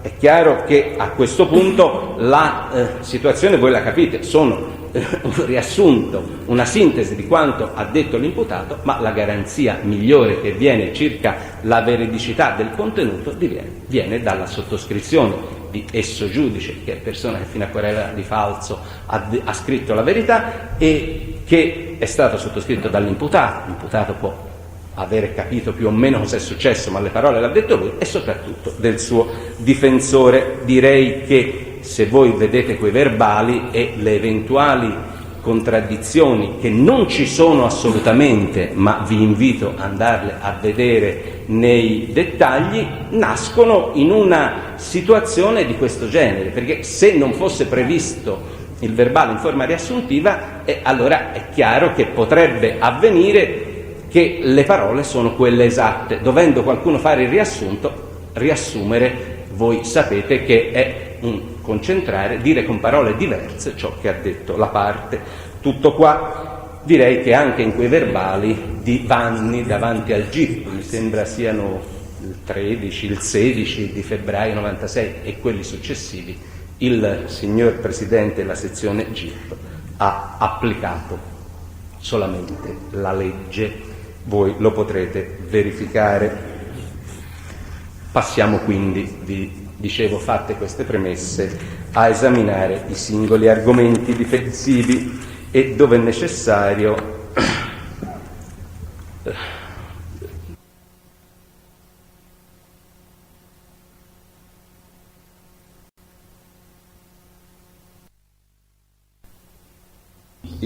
modificare il contenuto leggendone solo una parte oppure facendoli vedere uno staccato dall'altro. Vi dimostrerò che sotto questo profilo occorre fare un'operazione puntigliosa sulla quale vi chiedo attenzione. Allora, per fare questa operazione di, ulteriore specificazione di questi elementi che io in fondo avevo già affrontato, ma siccome ora sono stati visti come era giusto e ovvio sotto un altro punto di vista, è bene che il PM replichi sui singoli punti. Io ho sintetizzato gli argomenti e poi sono andato nei particolari, un po' come hanno fatto i difensori. E direi l'argomento che mi preme trattato dall'avvocato Mazzeo è sostanzialmente uno, è quello che indicherei sotto questo profilo. Gli investigatori hanno bevuto acriticamente tutto ciò che ha detto Lotti. Su questo vorrei replicare per quanto ha detto l'avvocato Mazzeo. Gli altri due sono argomenti generali, poi andiamo nei particolari, dell'avvocato Filastò, e sono questi due grossi argomenti con particolari. Uno, l'autore di questi delitti in realtà è un serial killer unico, motivato da pulsioni sessuali, così come rilevato dalla scienza, vi ha detto. Non possono essere compagni di merende. Gli investigatori, è l'argomento, hanno artificiosamente abbandonato l'ipotesi del serial killer per fare quadrare il cerchio sui compagni di merende su indicazione della Corte d'Assise. Primo argomento, nessuna capacità autonoma investigativa. Secondo argomento, l'ho già messo in evidenza dell'avvocato Filastò, è stato: le indagini a carico degli eterni imputati sono carenti, a senso unico, sbagliate. Era un serial killer, hanno fatto i compagni di merende e hanno sbagliato tutto. Analizziamo, andiamo con ordine. Primo, quello dell'avvocato Mazzeo, il Lotti. In fondo, quello che mi preme replicare sul quanto ha detto questo difensore è questo l'argomento. Attenzione, vi ha detto, Lotti è l'unica fonte di prova di questo processo. Direi, attenzione, non è assolutamente vero. Io credo di averlo abbondantemente dimostrato nella mia requisitoria. È argomento che a questo punto vi risparmio, vi rimando a ciò che ho già detto. Vi avevo presentato quella memoria scritta, c'è la trascrizione, avete la possibilità di verificare ciò che ho già detto, non vi vorrei su questo punto trattenere oltre. Secondo, questo è importante, Lotti non è credibile. Anche qua io credo di avervi dato una serie di dimostrazioni requisitorie molto ampie sulla credibilità del Lotti. Vorrei ricordarvi sul punto le ammissioni a conferma di ciò che ha detto Lotti fatte da Vanni, invitandovi a leggere con la massima attenzione i verbali di Vanni, che sono stati per fortuna tutti trascritti, e voi avete la possibilità di vedere cosa ha detto Vanni durante le indagini, sia nel corso delle indagini preliminari, sia nelle vecchie indagini, sia al vecchio processo Pacciani che in quelli davanti al GIP e al PM.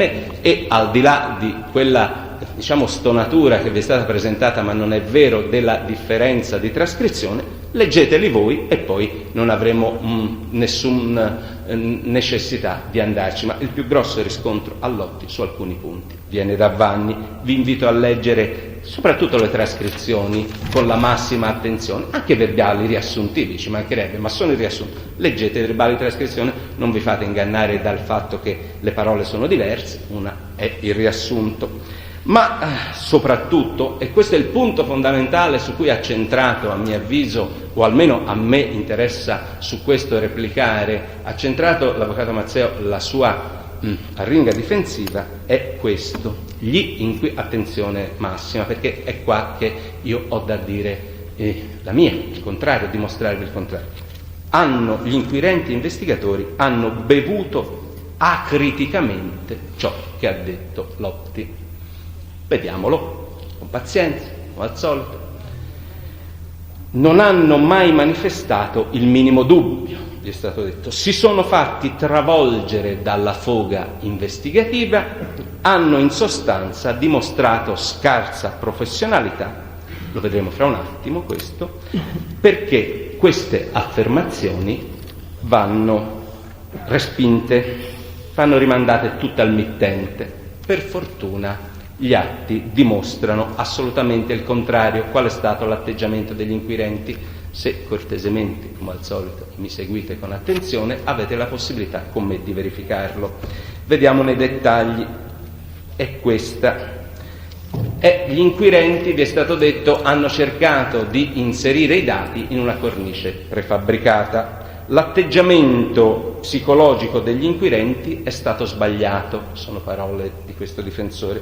Sarebbe stato necessario un atteggiamento estremamente critico, giustissimo, condivido, vediamo se c'è stato soltanto, non berselo subito, doveva esserci una realistica diffidenza del resto imposta dalla legge, dall'articolo 192 codice di procedura penale, terzo comma. Niente di più vero, ha perfettamente ragione. Vediamo solo se l'abbiamo fatto. L'inquirente avrebbe dovuto cominciare a mettere sotto torchio chi parlava. Chiarissimo, ha ragione da vendere. Cercare notizie sulla sua personalità. Andiamo con ordine su tutti questi punti. Doveva avere dubbi. L'inquirente avrebbe dovuto avere dubbi, vi è stato citato delitto e castigo. Sarebbe stato necessario un sano atteggiamento.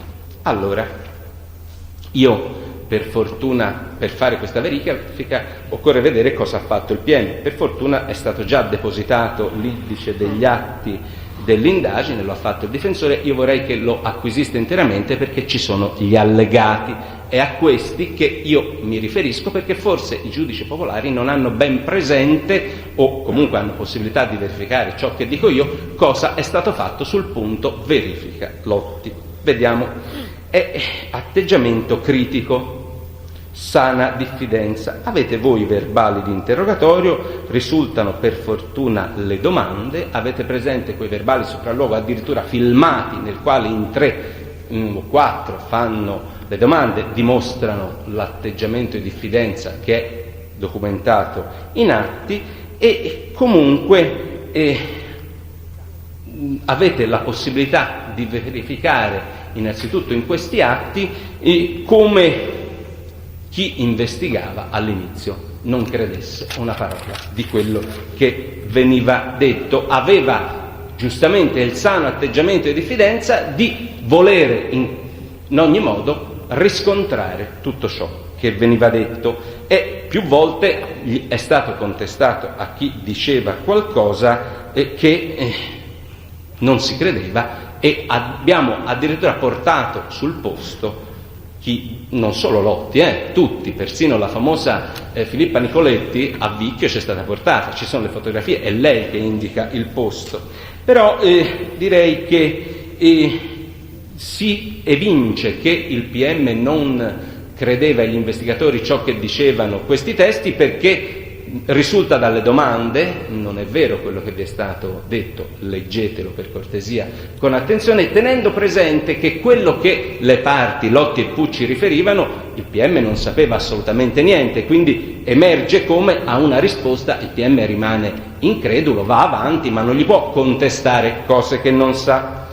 Ma la cosa importante sotto questo profilo, ve l'ho già evidenziata ma la ridico, è che pur trattandosi di testimoni, e intendo Lotti, Pucci, e intendo Nicoletti quando è stato filmato, e per i quali vi ho citato la norma 141 bis, per i testimoni non è prevista la registrazione, attenzione, questo è un punto importante, il PM ha registrato ciò che dicevano queste persone, perché si vedesse proprio come andavano avanti le cose. Quando il Lotti è diventato imputato, voi sapete, e ne parleremo, che non era in stato di custodia cautelare, il PM ha registrato puntualmente tutto ciò che diceva Lotti, proprio perché aveva quel sano atteggiamento di diffidenza e anche di serietà che gli ha permesso non solo di fare questa scelta di grande professionalità, ma di consentire a tutti poi di poter interloquire sul punto. Quindi vedete come il PM è stato attento, ha registrato ciò che la legge non gli imponeva di fare. Vedremo a questo punto come è possibile verificare anche quelle imprecisioni. Ricordate quell'alzata di scudi Lotti che è andata a Scopeti alle 18, alle 23. Vedrete poi come sono andate le cose, ve lo spiego. Ma che non si tratta di una accusa preconfezionata è dimostrato da altri elementi. Dice l'avvocato Mazzeo, ma bisognava esaminare la personalità di Lotti. È stato fatto, si doveva, parole testuali, scavare sulla sua personalità. Anche io non ci vorrei tornare sopra, perché ho impiegato circa un'ora e mezza nella mia requisitoria a ricordare gli elementi acquisiti specifici sulla personalità. Ricordate, ho fatto un excursus totale di quello che è emerso nelle indagini, addirittura nei miei appunti che vi ho consegnato e nella trascrizione della requisitoria ci sono 10-15 pagine, sono dalle 20 pagine alla 55 su questo punto, ma sono stati sentiti tutti i testi, tutti coloro che lo conoscevano, ma in più è stata addirittura affidata una consulenza tecnica ai professori Fornari e Lagazzi, che proprio sono serviti oggi, servono a voi per vedere che il PM ha tenuto questo atteggiamento di critica e di diffidenza, ma giustamente sono serviti poi ai difensori per poter controbattere tutte queste affermazioni. Vedete allora come non è vero che su Lotti non si è cercato di scavare. Abbiamo tirato fuori gli elementi che sono, voi li valutate, ma non ci venite a dire oggi, difensori, che non abbiamo fatto niente sul punto, anzi ci si critica nel momento in cui non si è fatto su altri, però sul punto Lotti che il sano atteggiamento di diffidenza è stato completo è dimostrato dai numerosi atti fatti. Ma quello che è importante sul punto è che il PM si è guardato bene, come vi si vorrebbe far credere, dal accontentarsi di raccogliere i verbali delle sue dichiarazioni. Anche qui, cortesemente, attenzione. L'atteggiamento critico è dimostrato in questo modo. Voi cortesemente guarderete poi gli allegati al verbale, all'indice del PM, e vi accorgerete che dal momento in cui si è iniziato a sentire Lotti, la polizia giudiziaria ha iniziato 2 attività di indagine molto importanti previste dal codice, che sono la dimostrazione di come il PM non solo era critico nei confronti di Lotti, ma voleva fare un'indagine a 360 gradi. Cosa ha fatto? Perquisizioni a tutti, voi leggete i verbali, e soprattutto intercettazioni telefoniche contestuali a tutti. E su questo cortesemente vi vorrei intrattenere. Qual è il migliore atteggiamento critico? Mentre Lotti e Pucci cominciano a parlare, la prima cosa, tutti intercettati. Così abbiamo la possibilità di verificare se qualcuno di questi testi dice qualcosa, e anche per verificare se dice la verità al PM o se c'è una seconda verità o se c'è qualcuno dietro. Comunque è un riscontro. Mi sembra che questo modo di comportarsi è il primo modo di comportarsi ex 192, terzo comma. Ma se voi andate a vedere questi allegati di cui ho parlato, sono l'allegato all'indice dall'1 all'11, vi accorgerete che queste intercettazioni sono proprio su tutti i personaggi che avete visto in quest'aula, quelli importanti. Allora, capite, non solo si sono perquisiti tutti, ma abbiamo intercettato, la polizia giudiziaria ha intercettato tutti per avere la possibilità di verificare quale atteggiamento critico migliore di tenere in quei mesi, siamo proprio in quei mesi lì, un comportamento investigativo di questo tipo. L'elenco delle intercettazioni è in quell'allegato e sono intercettazioni a 360 gradi. Io ve le sintetizzo, ma lo avete lì nell'allegato. L'elenco è chiarissimo e vedete che sono stati tutte le persone che voi avete visto intercettate a lungo.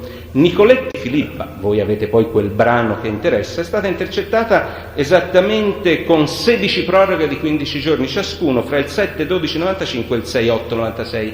Siamo sugli 8 mesi, se non sbaglio. Nicoletti Filippa era una persona che dava riscontro, per fortuna c'è quella telefonata, vedremo perché. Il bar centrale di San Casciano, 3 periodi di 15 giorni. Pucci Valdemaro, signori, è stato intercettato anche Pucci Valdemaro per vedere se sentiva qualcosa da suo fratello, se non sbaglio.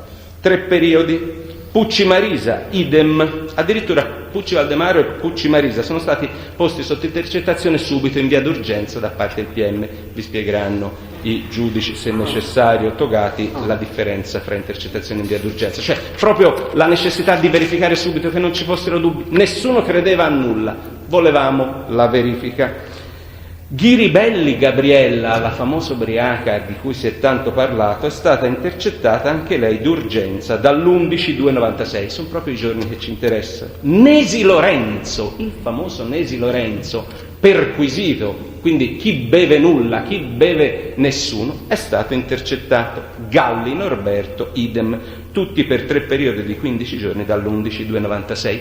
Se voi avete la pazienza di andare a vedere tutti quegli indici, vi accorgerete che per la bellezza di 12 volte, quindi 150, 200 giorni, è stato intercettato tutta una serie di persone che sono non direttamente collegate a queste, carabinieri, Toscano, chiunque, gli atti sono lì.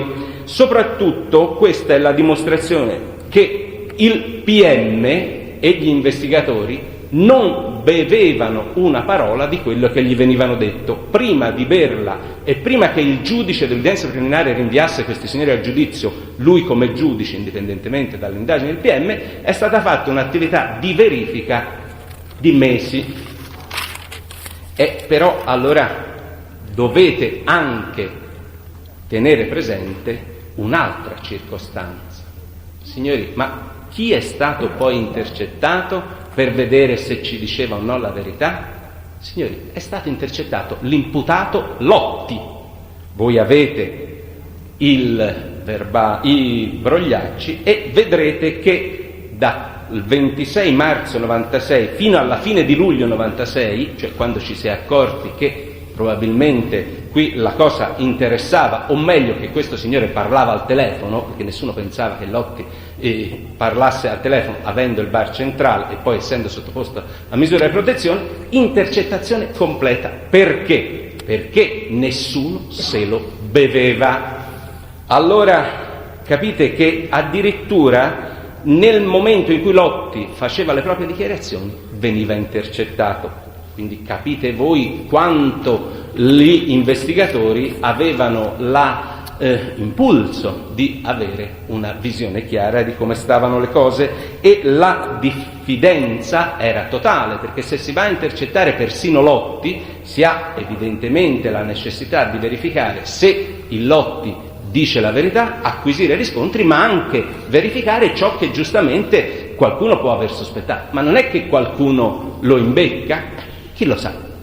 Allora, intercettazione a Lotti è la massima dimostrazione del fatto che nessuno si sentiva tranquillo finché le cose non sono maturate, e direi che spunto migliore è nel momento in cui in quella famosa telefonata del 24 marzo 96 ci si accorge che Lotti parla con la Nicoletti di cose interessanti, subito intercettazione a Lotti. La proposta è immediata e allora dovete un attimo mettervi in un'ottica di questo genere, voi oggi che dovete esaminare tutte le possibilità. Ma davvero pensate o potete pensare che se ci fosse stato in questa vicenda un investigatore infedele, perché questo vi è stato prospettato, io lo dico apertamente, che si era messo d'accordo con Lotti, che lo avesse, non so, indottrinato, qualcuno, non so, qualche pazzo in questo paese, un giornalista, vi è stato detto, e questi investigatori avrebbero intercettato Lotti magari per scoprire questo. Beh, direi che la dimostrazione della necessità di agire a 360 gradi da parte dell'investigatore è dimostrata da queste intercettazioni, oltre che dalle perquisizioni e dai verbali. Ma c'è un'ulteriore circostanza positiva sotto questo profilo, a mio parere, perché i difensori giustamente hanno fatto su questo il loro mestiere, non si sono accontentati, non vi hanno parlato di tutta questa attività, hanno detto soltanto che avevamo bevuto Lotti in modo acritico, caso non hanno intercettazioni a tutti, ma vi hanno parlato della sindrome del prigioniero. E qui vi prego ancora di seguirmi, perché vi vorrei dimostrare che le cose sono talmente chiare e talmente evidenti che il richiamo alla sindrome del prigioniero è forse il dilemma. Ieri ho sentito parlare di sindrome, dilemma del prigioniero, benissimo, è la stessa cosa, è quantomeno il dilemma, benissimo. Allora, è il dilemma o forse non cambia molto? No.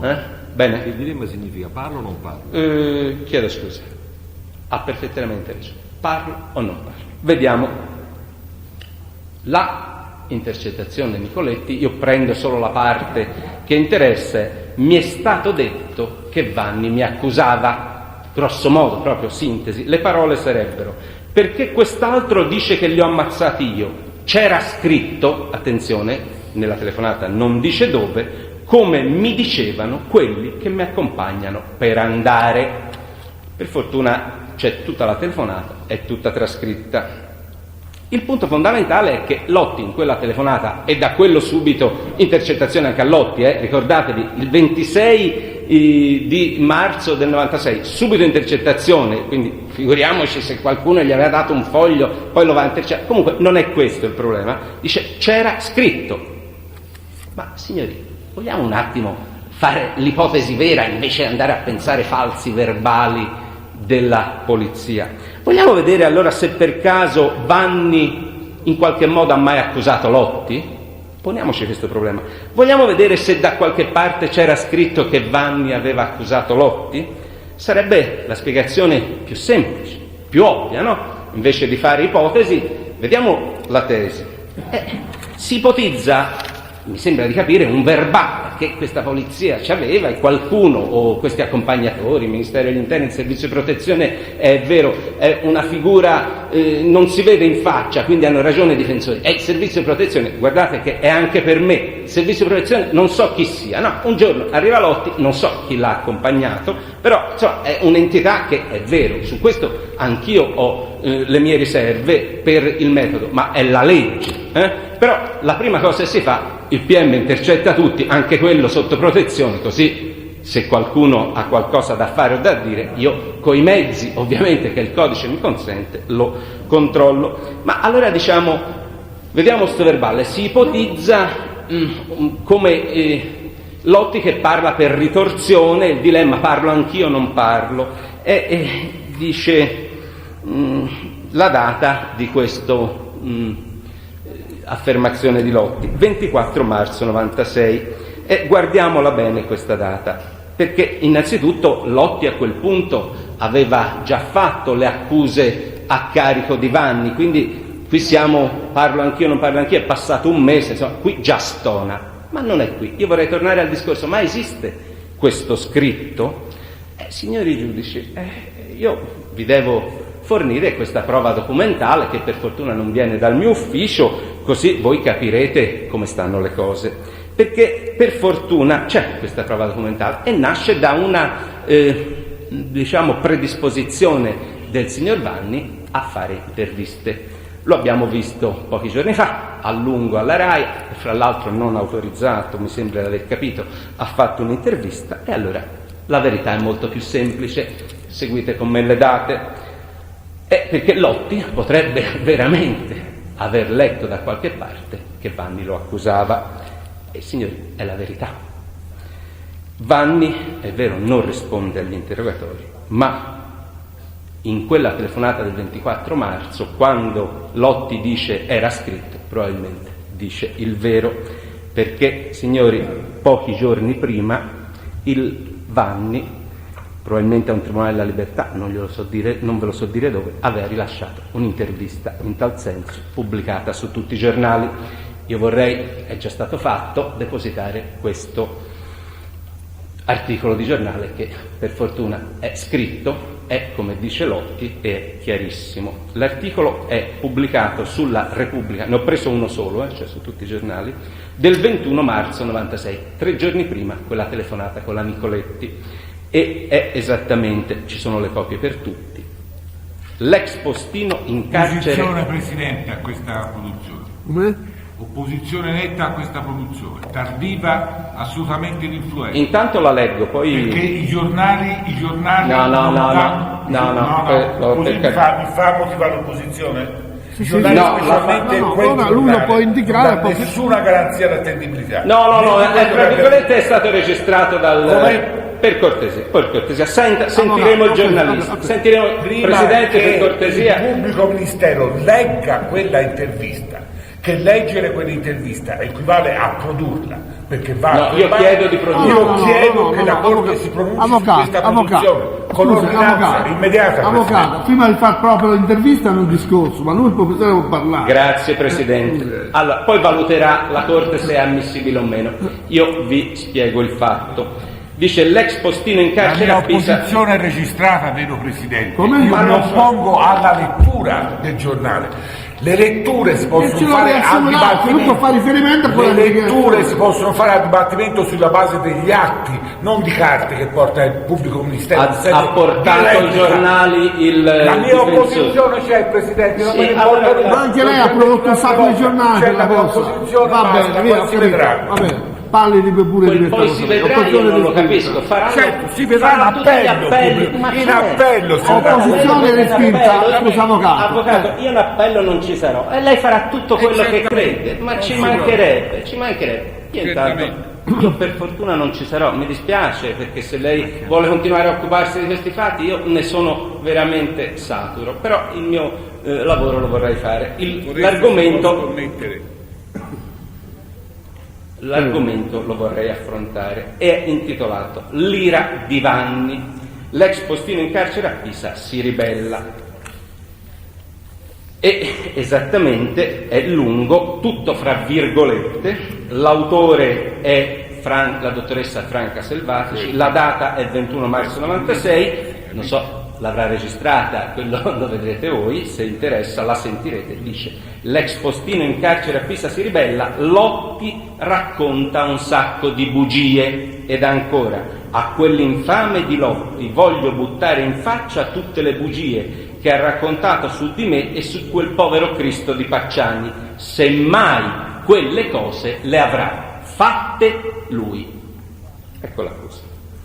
Io non vorrei aggiungere altro, la produzione o la acquisizione con l'opposizione deciderete voi. Il fatto che esistesse un scritto sul quale il Lotti poteva aver letto questa circostanza, e l'elemento fondamentale è che Vanni aveva effettivamente detto che quelli delitti li poteva aver fatti Lotti, emerge da uno scritto proprio di quei giorni. E quindi se voi andate a verificare che è del 21 marzo 96 il giornale e che il Tribunale della Libertà, dove penso, questo se credete lo verificate con l'autore di quel giornale, è stato di pochi giorni prima, è chiaro che l'intervista è avvenuta in quella sede. Allora capite che quando Lotti dice c'era scritto, se qualcuno lui l'avesse letto sul giornale o se qualcuno gli ha detto che c'era scritto sul giornale, capite che è la pura e semplice verità. Questo è un dato storico,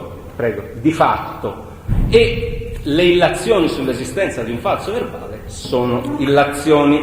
Anche questo è un argomento che io vorrei che teneste ben presente e che all'opposizione del difensore, con minacce d'appello, quel che sarà, è una opposizione che non consente di introdurre questo dato obiettivo di fronte ad una pura illazione. Dovete convenire con me, questo è un dato, questo è un fatto, guardate che i giorni sono quelli, e è una dimostrazione testuale, se guardate è fra virgolette, c'è l'autore, è la dimostrazione testuale di cosa può essere avvenuto. La mia è ovviamente un'ipotesi, ma al di là delle ipotesi ci sono le illazioni. Allora io chiedo di produrre questo articolo, se credete acquisitene pure altri, o comunque chiedete come ritenete più opportuno comportarvi sul punto. Chiedo anche che siano allegati agli atti di questo processo esattamente l'indice preciso degli atti del PM, compresi gli allegati, dai quali emergono tutte le intercettazioni effettuate. Presidente, opposizione anche di questo difensore, visto che fa un'istanza il pubblico ministero. Ma mi lasciate parlare? No, il pubblico ministero non c'ha neanche la data certa di questo foglio, quel timbro lì ce l'ha messo, lei forse? La Repubblica di Firenze 21 marzo 96. Porti i giornali. No, scusi un attimo, lei forse per cortesia sul lei forse chi l'ha messo quel timbro? No, 21 marzo 96 non è la data del giornale. Le sto chiedendo chi ha messo quel timbro prima di entrare nel merito poi. Prego, vuole la fotocopia? Prego. No, io allora lei produca, siccome nella sua prospettazione la data avrebbe un'importanza decisiva e poi le dimostrerò che non è vero, lei produce un qualche cosa con un timbro a secco messo sopra, ha perfettamente ragione. Quindi non lo produca. Presidente, non solo lo produco, sul punto chiedo nel caso che sì, vabbè, nell'ites immortalis via. Oh, mi lasci. Via, solo pubblico ministero. O perché dovete sospettare sempre di tutto? No, è lei che sta sospettando. No, scusi, lei sospetta una data.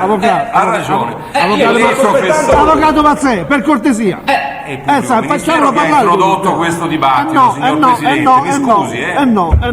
Con dovuto rispetto, è il pubblico ministero che l'ha introdotto questo dibattito. Presidente, è ovvio quali sono. Avete detto che fate il possibile, fate tutto quello che volete. Santo cielo, fate parlare. Presidente, mi scusi, non ha il microfono acceso. Ah, scusi, d'altra parte, una volta. No, lo dico per la registrazione, se parole sono proprio finite. Stiamo calmi, perché vede, sta salendo una tensione, voi sapete che la tensione è nociva a tutti. Quindi per cortesia. Abbiamo fatto un processo, credo che se ne fanno pochi, come se ne è fatto questo. Perfettamente ragione, su questo sono d'accordissimo, Presidente. Condivido il Presidente, ma io facevo rilevare che qui non c'è una data, vedo. Sì, perché? Presidente, allora ora spiego. Come loro sanno, il pubblico ministero è un organo che si serve istituzionalmente della polizia giudiziaria. Questo è esattamente, e su questo se qualcuno ha da dubitare è bene che si vada alla fonte, il pubblico ministero si serve della polizia giudiziaria. Questa è la rassegna stampa del 21 della Questura di Firenze. Loro potranno verificare e avere tutti i dubbi che credono sulla Questura di Firenze e sulla Polizia di Firenze, comunque, o sulla Polizia in genere, perché in questo processo addirittura si dubita di tutto. Comunque il PM, l'unica fonte che produce è questa, è la rassegna stampa della Questura di Firenze. Se c'è un errore vedremo di verificarlo. Comunque per praticità la Questura evidentemente quando fa le rassegne stampa le mette su singoli punti, addirittura vedo pagina 5, quindi per carità ci sarà un errore, però non c'è la data certa, mio Dio. È così nel giornale al limite. Presidente, no, non è un pezzo di carta, per cortesia. Se il punto è quello, ovviamente la Questura di Firenze provvederà tramite Repubblica a reperire il giornale per intero. Direi quindi che se l'opposizione è questa, ben venga. Mi sembra fra l'altro un atteggiamento molto corretto, un po' troppo critico ma molto corretto. Addirittura dubitare che la Questura abbia messo un timbro falso. No, ho detto questo. Io non ho detto questo. Scusi, ho detto solo che la data è stata apposta da poi. Comunque non ho detto che era falsa. Si è chiarito le e quindi non vale come documento, ma come non vale, Presidente? Comunque si è chiarito non varrebbe niente comunque, Presidente. Allora, benissimo, non vale nulla e quindi non abbiamo possibilità. Il PM produce il giornale per intero e poi la Corte deciderà cosa farne. La Questura è cortesemente, pubblicamente da me incaricata attraverso il dottor Giuttari di reperire il quotidiano per intero del 21 marzo, così leviamo l'equivoco e se ha attinenza o meno lo vedrà comunque la Corte. Io espongo il dato, a me personalmente interessa fino a un certo punto. Poi diceva di produrre l'indice degli atti? Sì, l'indice completo degli atti, cioè è stato prodotto l'indice degli atti del PM, mi sembra senza, se fosse così, senza gli allegati. Questo è quello completo, depositato alle parti fino dall'udienza preliminare. Allora diamolo completo perché dal verbale completo, dall'indice completo, emergono anche tutti gli allegati. Ovviamente, signori, di tutte queste intercettazioni ci sono tutti i brogliacci, cioè non è che sono intercettazioni lasciate lì. Se per caso ci fosse qualcosa, la Corte avesse intenzione o voglia, o le parti, di far trascrivere, perché c'è tutto il tempo per farlo, tutte quelle intercettazioni telefoniche di tutti quei mesi, ci sono tutte le bobine, c'è una stanza piena di queste bobine e il PM non ha avuto interesse a trascriverle, siamo in tempo. Allora andrei... Intendiamo l'esame, Certo, andrei ancora agli ulteriori argomenti della difesa Vanni.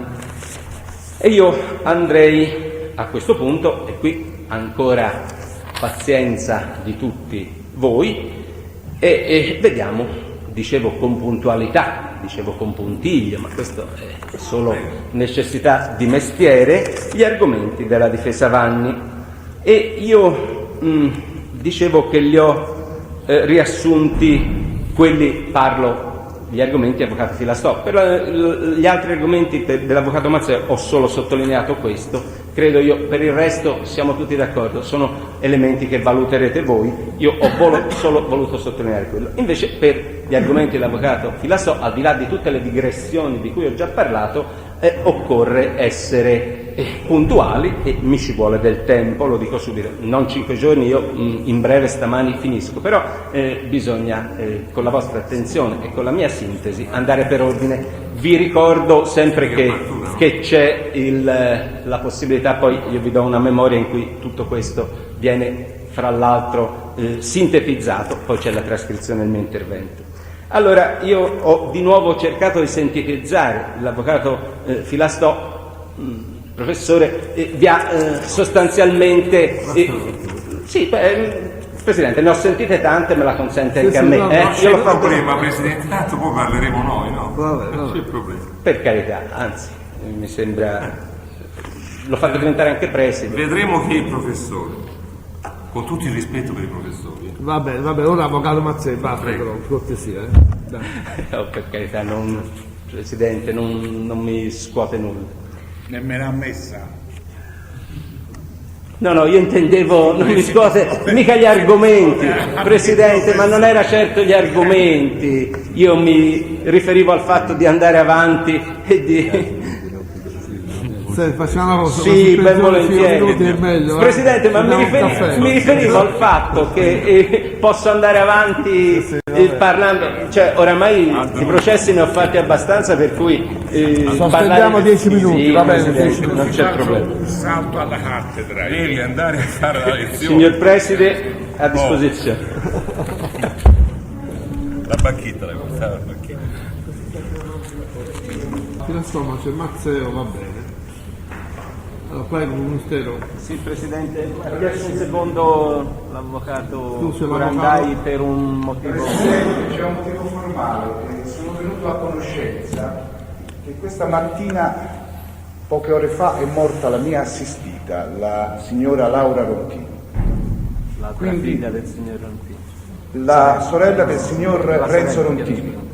È la mia assistita, io sono parte civile, sono il difensore di parte civile per Laura Rontini. È deceduta appunto questa mattina, ovviamente la cosa mi addolora.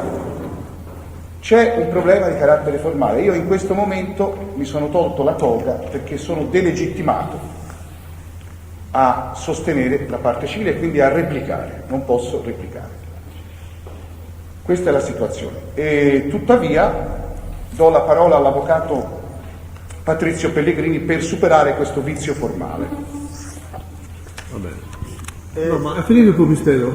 No, Presidente, volevano solo... ci siamo permessi di introdurre questa parentesi perché... No, voleva fare la replica lei. No.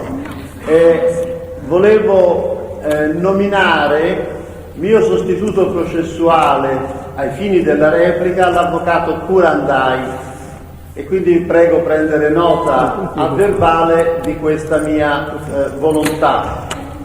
Con l'occasione, visto che lei mi ha concesso la parola, signor Presidente, soltanto un momento in più per adempiere a un incarico rapidissimo ma ritenuto sul piano personale molto importante di questo tipo. La signora Vinni Rontini mi ha fatto recapitare un breve messaggio da consegnare a lei, signor Presidente, e da leggere pubblicamente, che mi permetto quindi in ottemperanza a questo incarico di leggere immediatamente. No, questo qui no. Ora non è il momento di fare queste dichiarazioni, non so cosa contiene, ma è un messaggio alla Corte.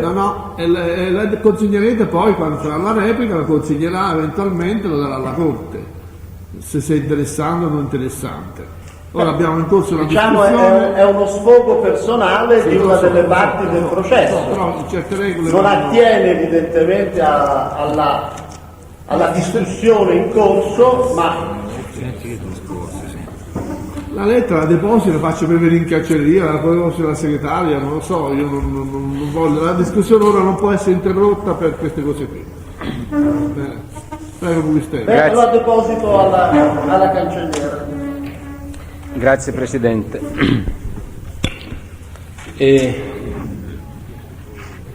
Vorrei esaminare gli altri argomenti della difesa Vanni, in particolare passare all'esame degli argomenti dell'avvocato Filastò. Sono molti e io, come vi avevo pregato prima, vorrei affrontarli puntualmente uno per uno, depositando la memoria che ho detto, per comodità, però chiedo ancora la vostra attenzione. Allora, gli argomenti li ho prima sintetizzati in grandi argomenti che secondo me sono tre, ovviamente dal mio punto di vista, per il mio interesse di PM che replica, con dei singoli punti. Vediamoli, quelli che interessano al PM. Primo punto, il mostro è un serial killer, lo dicono innanzitutto gli scienziati.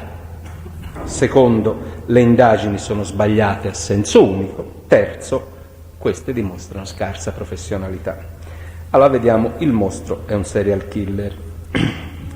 Dice la difesa Vanni, con dovizia di argomenti, glielo riconosco, è stata una mattinata sul punto, si è abbandonata, dice ingiustificatamente, quelle che erano le convinzioni degli scienziati. Per la precisione erano 5, 8, 9, comunque sappiamo quali sono, non ha importanza il numero, e si è seguito acriticamente, ci è stato detto iusso iudici, le indicazioni della Corte di Assise del processo Pacciani. Quella sentenza che, dice il difensore, indicava addirittura per nome i complici. Io credo su questo punto specifico di aver già intrattenuto voi a lungo nel corso della mia requisitoria. Volevo però sottolineare, proprio per rispondere alle argomentazioni difensive, due punti. Il fatto che la Corte di primo grado abbia dato quel spunto alle ulteriori indagini nasce da un dato di fatto obiettivo di quella Corte, di quei giudici, compresi i giudici popolari di quella Corte di Assise. Non è un capriccio del Presidente Ognibene, del dottor Polvani, giudice a latere, e di tutti i giudici popolari. Era stato acquisito in quel dibattimento, come sapete, delle testimonianze nuove circa la presenza di complici e, per l'appunto, se queste persone, come era ovvio trattandosi di un processo a Pacciani, erano i suoi amici, non è evidentemente colpa di quei giudici, ma era un dato di fatto obiettivo e si è giustamente indagato in quella direzione degli amici di Pacciani. Allora, a questo proposito, per contrapporre all'argomento iusso iudici, che non è un capriccio, dovete tenere presente che c'è un obbligo di legge di indagare quando c'è una fumus di notizia errata a carico di qualcuno, e quindi Vanni, Faggi erano già stati addirittura interrogati e perquisiti nel corso della prima indagine. Ve l'ho chiarito molto bene, avete gli atti, addirittura nel 90 era un dovere della Corte di trasmettere gli atti, che nasce dal codice, un dovere del PM di fare l'indagine, un dovere sancito dalla legge della polizia giudiziaria delegata di fare quell'indagine. E quindi dire ius iudici, è un fatto, è un obbligo. Se poi questa indagine andava a finire in un'archiviazione, non aveva importanza, è andata un giudice dell'udienza preliminare, ha deciso di rinviarli a giudizio, ma questa è la fisiologia, era una indagine dovuta, quindi ius iudici, ricordatevi, era dovuta. Se poi il risultato è questo e voi avete tutta la possibilità di valutare se è da archiviare tutto, è un altro discorso, noi non siamo mica qua per un risultato, anche per un risultato, ma obiettivamente per portare i fatti. Secondo punto, quindi ius iudici, attenzione a questo argomento. Secondo, la scienza, e qui è molto importante, aveva detto che era un serial killer. Importante è aveva detto, ha detto. È importante, ha detto o aveva detto? Tutto qui il problema, no? Lo sapete già, io mi sono intrattenuto su questo punto, perché la scienza, per fortuna, è conoscenza, quindi è progredire, acquisire ulteriori elementi, e poi la scienza, per fortuna, progredisce. Prima la Terra era ferma al centro dell'universo, sembra ricordare, ci dicevano così, poi si è scoperto in modo diverso. Nuove acquisizioni, allora valutiamo le nuove acquisizioni, mica che le nuove sono per forza giuste o le vecchie erano sbagliate, no, però teniamo presente tutte le acquisizioni della scienza. Allora, questi 8 signori o 5, vediamo cosa hanno detto, vediamo tutto quello che hanno detto sul punto serial killer, perché questo hanno detto.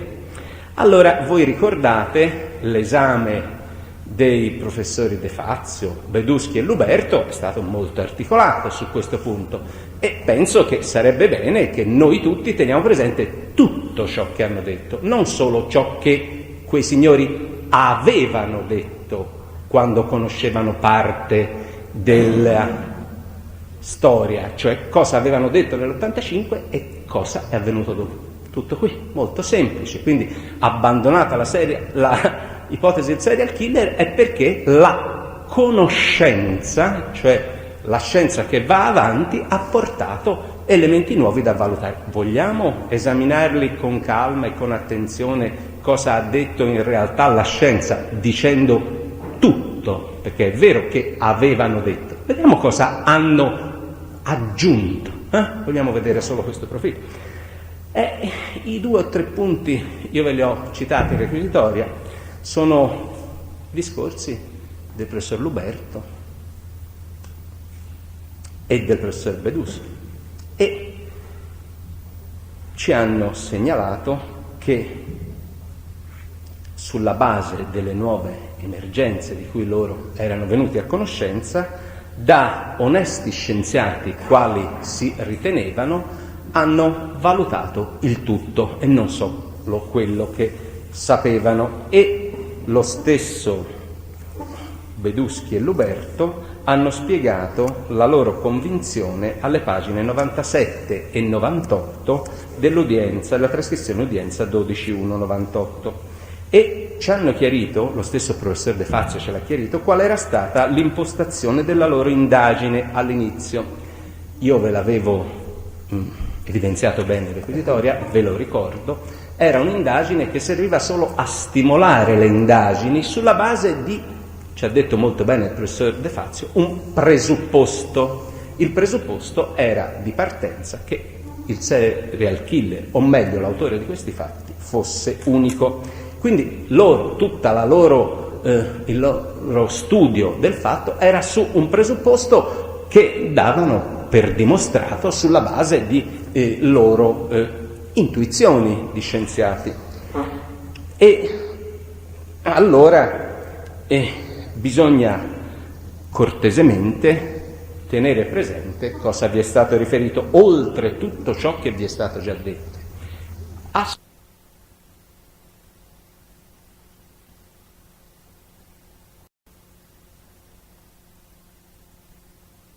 Dell'incarico ricevuto, la prospettazione non era quella inerente al fatto che fossero uno o più di uno, a parte che poi tra le righe si è anche presupposto che potessero essere più di uno. Però rileggendo adesso, proprio in questo momento, quello che noi nel secondo elaborato, quello dell'85, abbiamo scritto sulla valutazione della dinamica materiale, senza sapere nulla, quindi, delle nuove indagini, arrivando vergini alla constatazione dei dati di fatto, di quelle circostanze, e si riferisce alle pagine 23, l'avrete sicuramente riviste, e 28 della loro elaborato dell'85, emerge una circostanza. Abbiamo dato, dice Beduschi, che è la persona che ha studiato proprio questo argomento, ve l'ha spiegato lo psichiatra, abbiamo dato, senza saperlo e attribuendolo perché questa era l'ipotesi al lavoro, l'ipotesi di lavoro era di una persona sola. Abbiamo però dato una descrizione estremamente farraginosa e complessa per poter far quadrare il cerchio dell'ipotesi del lavoro della singola persona, e quindi abbiamo dovuto ipotizzare che ci sia stato prima l'accesso alla tenda con il taglio e la tendina, poi la sorpresa, poi la fuga del maschio, del ragazzo, quindi l'annientamento del ragazzo, mentre contestualmente la donna veniva in qualche modo tramortita. Quindi abbiamo dato, e il cerchio quadrava teoricamente, una dinamica estremamente complessa, riconosce che già allora avevano avuto questa sensazione, che oggi riletta potrebbe ampiamente giustificare l'intervento di più persone, ed anzi la potrebbe armonizzare riguardo a questa fase multipla dell'aggressione alla donna, dell'inseguimento dell'uomo. È stato finito l'uomo, poi si è rientrati nella tenda per compiere il rituale macaro, i prelievi, appoggiati i prelievi fuori la tenda. Quindi, per rispondere alla sua domanda, proprio rileggendo adesso quello scritto di allora, a me appare molto ben evidente questo diverso registro. Nell'esprimere questa mia personale opinione, quindi, non è che modifico quanto scritto, ma mi trovo a reinterpretare quanto scritto nel senso di una estrema plausibilità di partecipazioni multiple. Ecco, allora, leggiamola tutta la scienza, non ci limitiamo a dire quello che avevano detto allora, perché se noi teniamo presente questa direi quella che lui stesso ha chiamato onestà intellettuale, poi come vedete Luberto si associa, non sto a leggervelo, e voi vi rendete conto di come i periti di allora, i quali avevano fatto un esame al solo fine investigativo, avevano avuto questa impressione di trovarsi a un omicidio, quello dell'85, in cui chiaramente c'erano troppe attività messe in opera materialmente da una persona sola, e quindi avevano, come vi dicono, fatto quadrare il cerchio. Oggi sono convinti, sulla base delle nuove acquisizioni, che quel cerchio non poteva quadrare, e si spiega sotto questo profilo. Direi che questa è la impostazione più che corretta, cioè teniamo presente soltanto che quei signori, quegli scienziati partivano da che cosa? Dall'esame di alcune autopsie, e giustamente, se erano partiti, perché questo era il quesito, da un'ipotesi non dimostrata, erano andati nella necessità di indicare in quell'ottica una pista investigativa, che se poi questa pista con le indagini si arricchiva di elementi diversi, loro non avevano nessuna possibilità di interferire. Tutto qua. Il discorso del serial killer, comunque lo vogliamo vedere e impostare, passa per questo imbuto. Cioè, signori, è vero che all'epoca gli scienziati per fini investigativi avevano detto questo, ma non conoscevano dati di fatto. I dati di fatto sono questi, questa è la risposta della scienza. Allora, se la scienza è conoscenza, teniamola presente tutta, poi rimaniamo ovviamente ognuno della propria opinione, però nel dire che si è abbandonata ingiustamente la tesi del serial killer, teniamo presente questo dato di fatto e questa risposta completa, complessiva della scienza sotto questo profilo, e poi vediamo di discuterne. Quindi non ha importanza dire erano 10, erano 8, erano 5. Teniamo presente che la scienza si era limitata a dare delle indicazioni, ma il professor De Fazio ve l'ha detto in tanti modi. Se poi può servire a qualcosa, quella perizia l'avevo data io, perché insieme al professor, diventato professore anche lui, è una tensione oggi, il procuratore Vigna, avevamo pensato che era bene battere tutte le strade, anziché tutte le piste come fa la polizia. Cioè, chiunque ci può dare una mano ce la dia, però l'indagine tradizionale è l'indagine tradizionale, e la scienza ci ha spiegato come stanno le cose. E a questo proposito vi è stato portato anche un argomento che secondo me va esaminato molto bene. Quando il professor De Fazio ha detto, io ho fatto la domanda, ma poteva essere uno che sparava e uno che tagliava? Giustamente il professor De Fazio dice, io che vi posso dire, siete voi che avete questa possibilità, voi conoscete i dati. Ma sarebbe anche possibile, c'è il problema se è un delitto sessuale o meno, avete tutte le spiegazioni possibili per poter rispondere sul punto, ma il punto centrale su cui la difesa vi ha intrattenuto dice no, è lo stesso, perché c'è il discorso della memoria muscolare. Capito, però il discorso della memoria muscolare è veramente interessante, però è riportato da chiunque sulla memoria muscolare di colui che fa i tagli. È la memoria muscolare di quello che ha fatto le scissioni in un certo modo. Allora tenete presente che non c'è nessuna contraddizione, perché in questo processo, giusto o sbagliato, provato o non provato, si parla della memoria muscolare nel tagliare e nel fare le scissioni dell'imputato Vanni.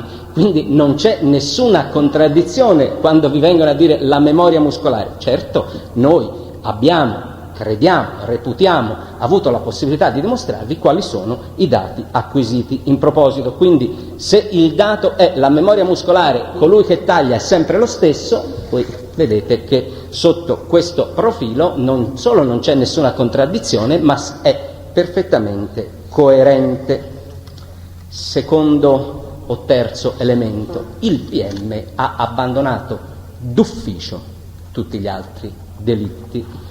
Anche su questo io d'ora in avanti vado su punti, perché è più facile per tutti noi andare con metodo. Dice ha abbandonato d'ufficio quella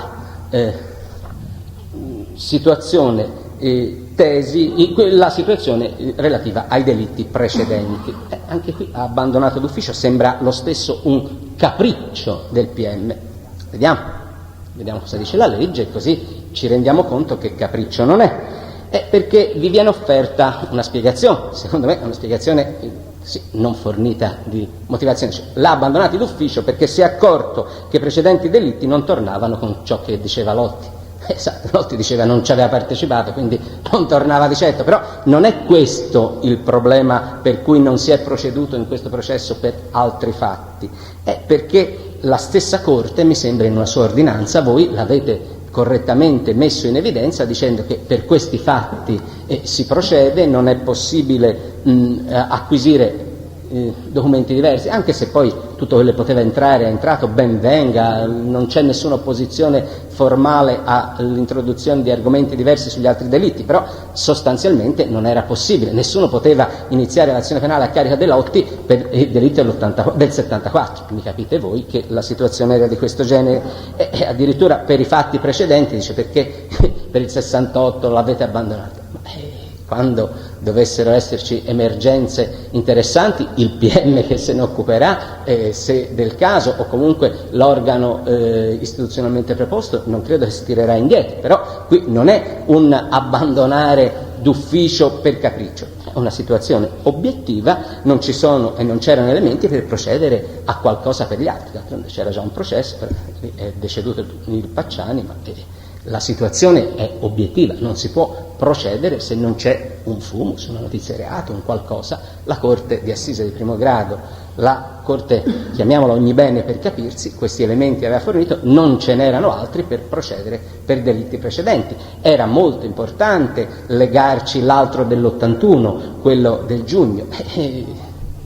Non è vero che nessuno ha fatto nulla, se non ci sono elementi, a parte le dichiarazioni di Lotti che sono quelle che sono, nessuno capite, se era tutto inventato e chi l'aveva inventato gli faceva dire anche qualcosa dell'81 di giugno, capite allora come tutta la teoria che era imbeccato, insomma questo fantomatico funzionario che il ministro dell'interno, il comandante carabinieri o il procuratore nazionale antimafia, chiunque aveva trovato, o un giornalista che parlava, insomma, per quadrare il cerchio gli faceva dire qualcosa anche sull'81, come gli faceva vedere un po' di trasmissioni televisive. No, il fatto che se l'81 giugno Lotti non c'era, nessuno ha proceduto, è la dimostrazione che più obiettiva, sana, senza nessun tipo di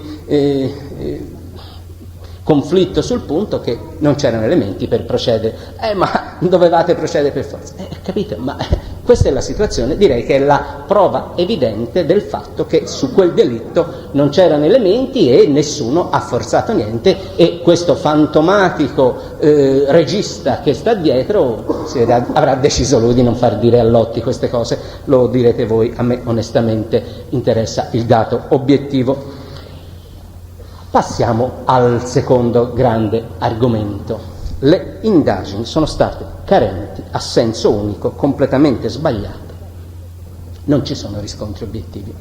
Su questo punto delle indagini completamente sbagliate ho detto già qualcosa, vorrei però puntualizzare quello che è stato puntualizzato, perché la indagine grossa sbagliata è fondamentalmente, anzi principalmente sotto il profilo del tempo in cui c'è stato spesso a spiegarvelo, quella di Baccaiano. Tutte le altre sono sbagliate, le abbiamo già viste, ma siccome del tempo è stato impiegato su Baccaiano, vediamo le emergenze reali e vediamo se è veramente sbagliata. Allora, cosa vi è stato detto? Le indagini, una mattinata intera. Giustamente, se ce ne volevano 2 nessuno aveva niente a criticare, ben ha fatto il Presidente a dare tutto il tempo che ci voleva. Io credo su questo di sintetizzare molto con 2 o 3 argomenti. Dice: le indagini ufficiali sul delitto di Baccaiano nell'82 sono sbagliate. Vi è stato detto che non sbaglia, mentendo ovviamente, solo Lotti, ma hanno sbagliato tutti, no? Perché siccome Lotti collima con le indagini ufficiali, quindi se ha sbagliato Lotti a dirlo, sono sbagliate anche le indagini ufficiali. E dice: è sbagliata la ricostruzione che ha fatto il PM, completamente sbagliata, perché emerge che è il ragazzo che ha guidato la macchina in indietro. Ha sbagliato la ricostruzione la polizia giudiziaria, vi è stato detto, hanno sbagliato i periti medico-legali che si sono conformati. E ancora l'errore fondamentale degli investigatori, e su questo ci perdiamo un po' di tempo, o anzi ci spendiamo, non ci perdiamo, perché è il cavallo forte di battaglia della difesa, quindi è bene che tutti abbiamo le idee chiare. Io credevo che nella mia requisitoria avevo messo dei punti fermi, non erano fermi, è giusto, è bene, ritorniamoci. Dice: non è vero che il Mainardi, dopo i primi colpi ricevuti, si mise alla guida della macchina andando a finire nel fossetto dalla parte opposta. Su questo per fortuna hanno sbagliato tutti, per cui non c'è da confutare le singole teorie, hanno sbagliato tutti. L'unica ricostruzione vera che vi è stata proposta in quest'Aula è la ricostruzione, io l'avevo chiamata impropriamente, e su questa ragione l'avvocato Filastò, l'ipotesi Allegranti, no, giustamente e su questo ne do atto, Predeguito dice no, è la ricostruzione Allegranti, ha ragione, non è un'ipotesi, è la ricostruzione. Allora vediamola questa ricostruzione, perché è una ricostruzione che, dice il difensore di Vanni, è quella vera, è la verità, è quella che nasce dalle dichiarazioni dell'Allegranti e degli altri componenti di quell'equipaggio dell'ambulanza. Il ragazzo, appunto, ha sbagliato la ricostruzione ufficiale, era sul sedile dietro e lui non poteva guidare. Io credevo di aver fatto chiarezza. Torniamoci. Le testimonianze.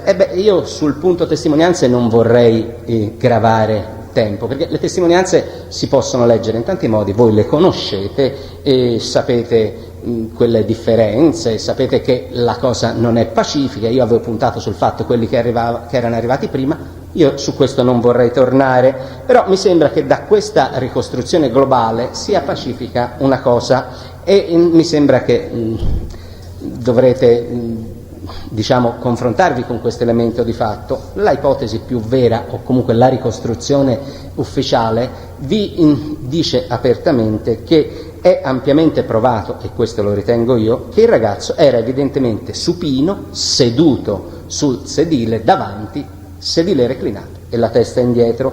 Mi sembra che questo è un elemento sul quale è difficile oggi discutere, vedremo se è così o meno. Questo perché collima con tutte le dichiarazioni, sia pure anche con quelle di coloro che dicono ma era tutto giù, era sul sedile dietro. No, la realtà, lo vedrete, è che è pacifico. Quelli che possono essersi sbagliati o comunque nella concitazione hanno visto qualcosa di strano, la situazione obiettiva è che in quello spazio lì era il ragazzo sdraiato con evidentemente il bacino sul sedile davanti e sdraiato all'indietro.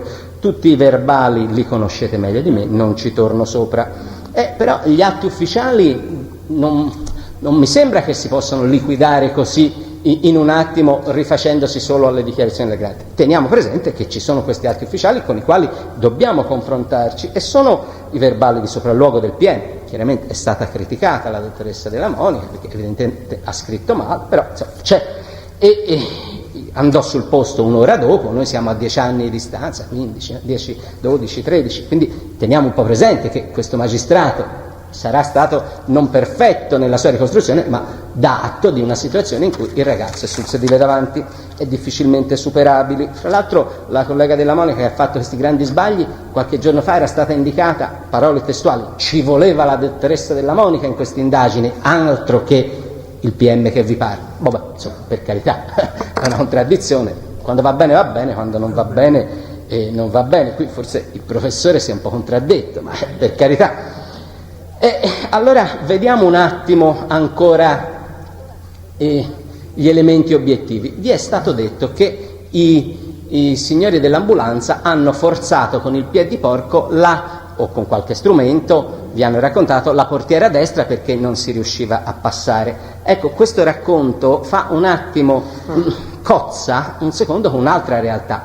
L'altro sportello era vetro completamente frantumato e aperto, danno atto che la portiera non aveva sicura, quindi non vedo perché questi signori abbiano forzato lo sportello di destra quando potevano comunque passare da sinistra, dove era poi la persona da tirare fuori. Quindi dimostra o che non raccontano il vero o come minimo un po' di concitazione, perché hanno uno sportello aperto, un vetro completamente aperto, anche se ci fosse stata la sicura, ma non c'è. Andate a leggere un attimo il verbale di sopralluogo. A sinistra è tutto aperto, il ragazzo da tirare fuori è a sinistra, non vedo come ci possano raccontare, se non in una situazione di concitazione, che sono passati da destra, a parte che in un certo momento sono tutte e tre dentro, 2 corpi della 127 e 3 che lo tirano fuori. Non vorrei tornare sull'argomento Allegranti c'era o non c'era, tenete presente questo dato, che la portiera è a sinistra aperta, c'è il vetro aperto e si usa il piediporco.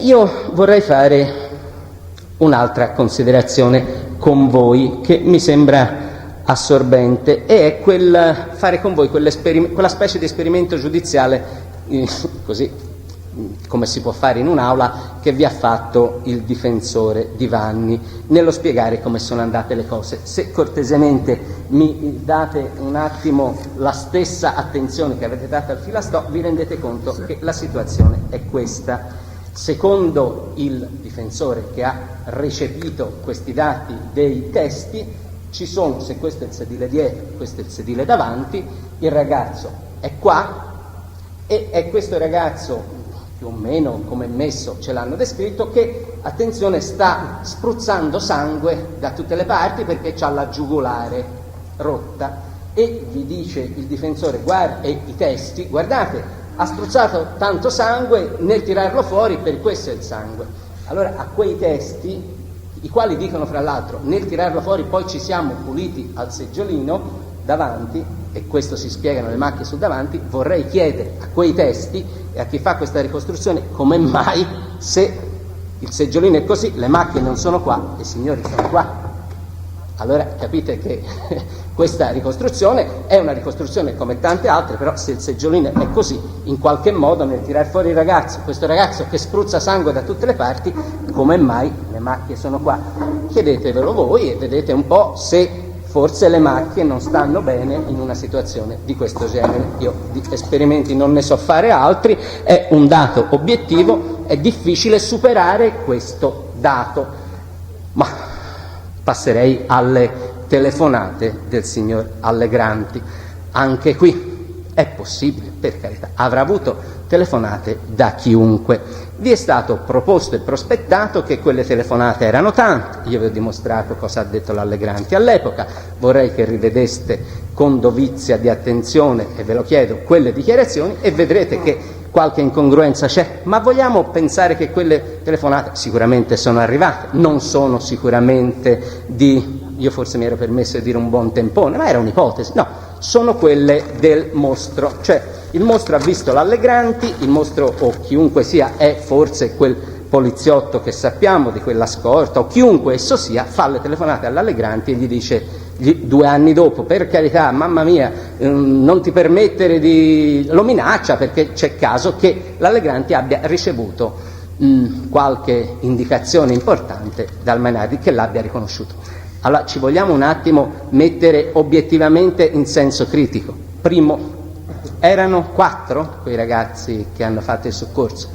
Come mai le telefonate solo all'Allegranti? Questo ipotetico autore si accontenta perché è stato visto solo l'Allegranti e tutti gli altri che erano lì? Beh, insomma, è un problemino che è difficile superare, La telefonata solo all'Allegranti. Ma guardate, l'Allegranti ci ha detto che era quello che guidava l'ambulanza. Il Mainardi morente spero che non sarà stato accanto al seggiolino di guida, il soccorso era quel che era, l'ho dimostrato, ma sarà stato nella lettiga dietro, allora era con gli altri. Allora le telefonate, questo morente non vedo perché le doveva fare solo all'Allegranti. Allora nella ipotesi telefonate Allegranti, che io vi ho già prospettato come una situazione complessa in cui ci sta di tutto, tenete presente che le telefonate forse questo benedetto poliziotto che così vicino agli investigatori, che ha avuto addirittura l'indirizzo della pensioncina di Rimini, che fa proprio pensare all'amico Buontempone Paese. Comunque, per carità, la questura è sovrana, avete gli indirizzi di tutti noi, forse per carità avevano l'indirizzo di Rimini e dell'Allegranti. Alla già che c'erano potevano telefonare a tutti, questo benedetto fantomatico poliziotto, però capite, insomma è un'ipotesi. Io vi metto lì come mai gli altri non ci hanno parlato di tutte queste telefonate.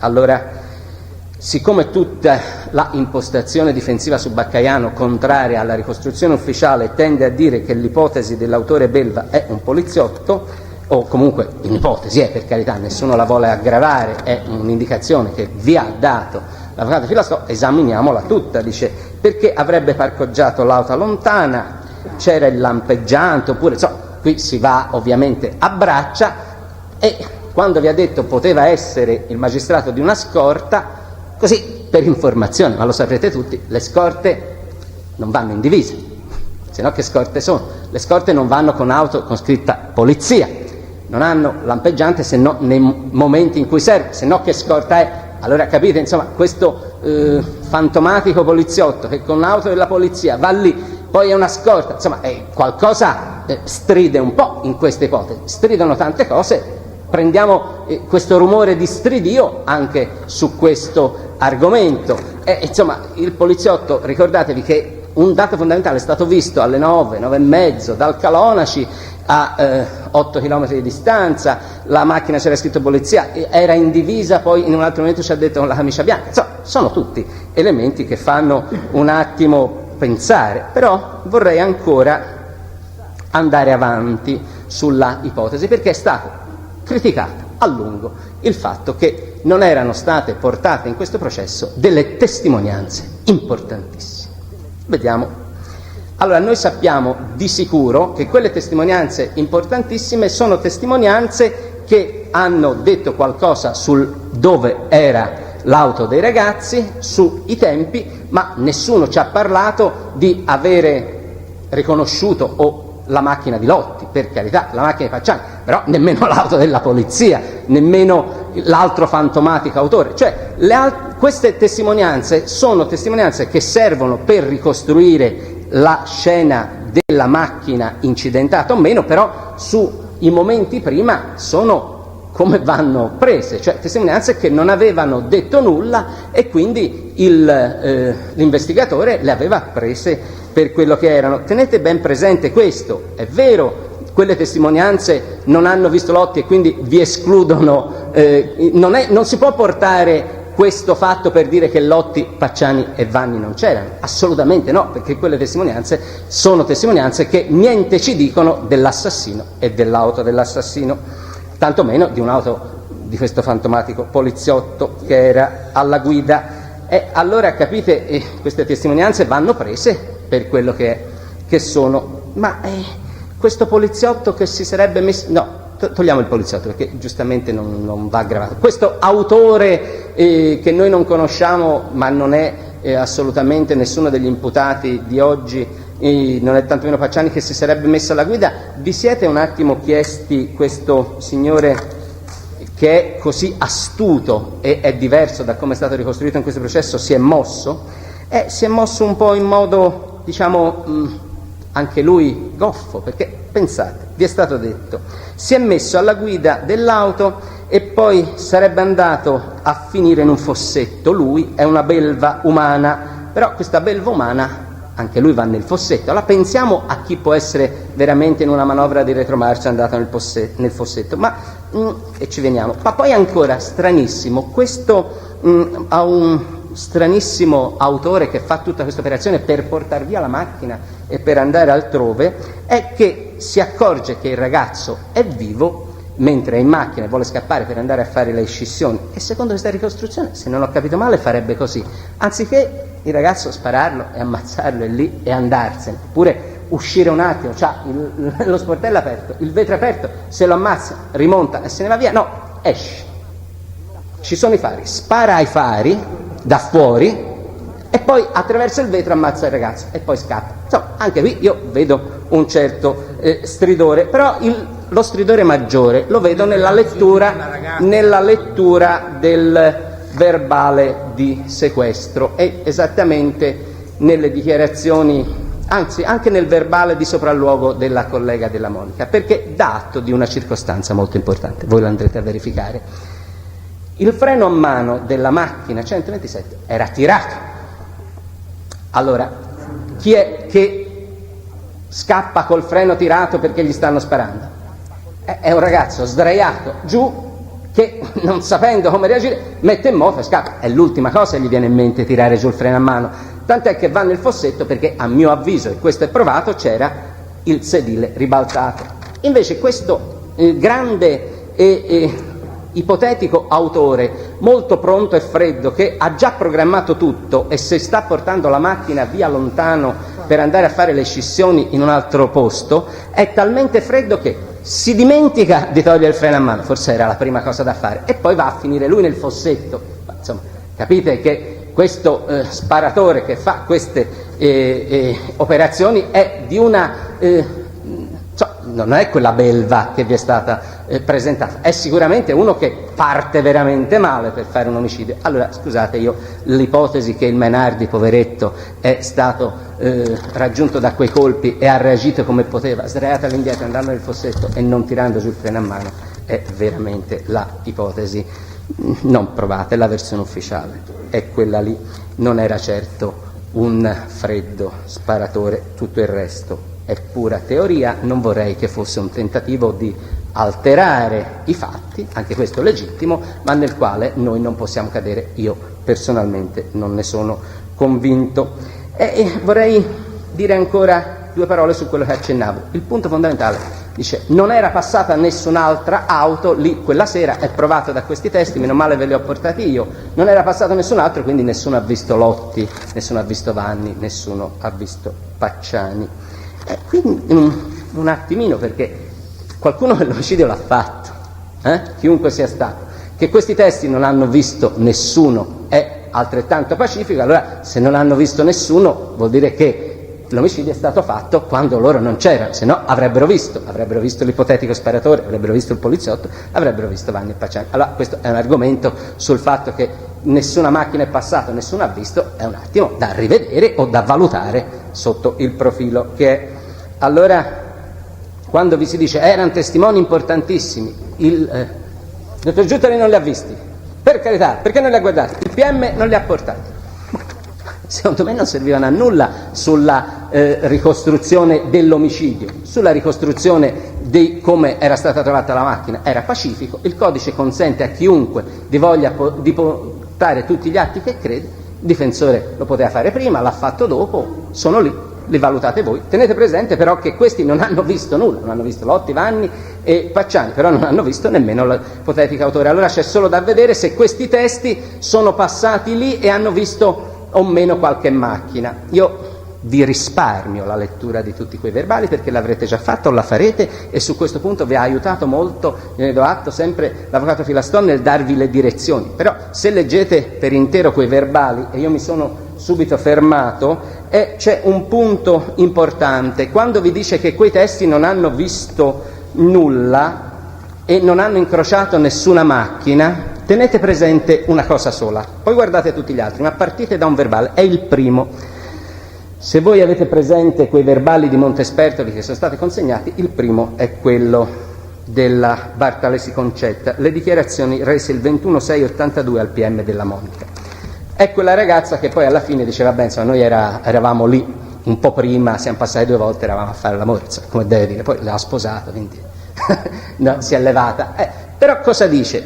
Quindi, insomma, immaginate voi anche loro quante auto hanno visto o sentito passare nel momento in cui qualcuno, Lotti, Pacciani, Vanni o chiunque fosse ammazzato. Insomma, erano dei ragazzi che avevano altro da fare. Però nel momento in cui si sono, attivati e sono stati vigili, perché finito l'atto d'amore o quello che facevano erano più vigili, ti dicono 2 cose, che è successivo, non è vero che non hanno visto nessuno. Io prendo solo Bartalesi, poi tutti gli altri sono in sintonia, ma mi serve dimostrare che questi testi sono tutti testi che si riferiscono a un momento successivo a quello dello sparo, ma sono testi che non è vero e non dicono hanno visto nulla. Se voi cortesemente leggete la deposizione di Bartalesi Concetta 21/6/82, e se la leggete per intero, perché vi è stata proposta in parte, ma leggiamola tutta, dice: ebbi la sensazione di sentire dei colpi, ma forse si trattava dei rumori del motore dell'auto. Poi comunque ha spiegato qualcosa di più e noi ne prendiamo atto. Dice: mentre noi stavamo rallentando, perché sono i ragazzi che vanno su, hanno visto la 127, forse un incidente, anche per vedere se la macchina avesse un guasto, cioè addirittura hanno sentito un rumore che pensavano un guasto della loro macchina, ci separarono 2 vetture, dice la Bartalesi. Addirittura in quel momento ci separarono 2 vetture, non ci dice il tipo. Quindi 2 vetture, chiunque siano, nel momento in cui loro sono vigili e passano lì, addirittura 2 vetture ci sono. Allora noi cosa facevamo? Chiedevamo che vetture fossero a distanza di 10 anni, ci hanno detto qualcosa di nuovo. Allora teniamo presente che il dato che vi è stato fornito, nessuno è passato, nessuno ha visto, però la ragazza dice poi ne abbiamo vista una in senso contrario. Allora attenzione, io voglio solo dirvi che non c'è nessuna prova che in quella 20 minuti, 5 minuti, mezz'ora in cui c'è stato l'omicidio qualcuno ha visto qualcosa. Se vi è stato proposto che qualcuno ha visto qualcosa e non è stato sentito dalla polizia giudiziaria, non è la perfetta aderenza alle risultanze processuali. Noi in questo processo non abbiamo assolutamente la prova, tranne quella che viene da Lotti, di chi c'era in quella strada in quel momento. Quindi attenzione, dire ci sono macchine, non c'erano macchine perché ci sono i testi, non le hanno viste, non è vero, perché i testi sono quelli lì. Allora direi che se noi leggiamo tutta questa storia e questa, abbiamo detto, ricostruzione Allegranti, no ipotesi Allegranti, teniamo presente tutto questo. Pensiamo a questo sparatore che è così abile però non prende il freno a mano, guardiamo questi spruzzi, ci ritorno, che dovrebbero essere qui. Allegranti si pulisce qui, no, sono qui, alla questo sedile, come mai era così? Allora, cortesemente, valutiamo anche questo. Andiamo avanti. Non ci sono riscontri obiettivi a Lotti, argomento che è stato sminuzzato tutto. Io prendo solo qualche elemento. Ci dice la difesa, attenzione, Lotti non ha nessun riscontro da Chiarappa e De Faveri, dai testi Chiarappa e De Faveri.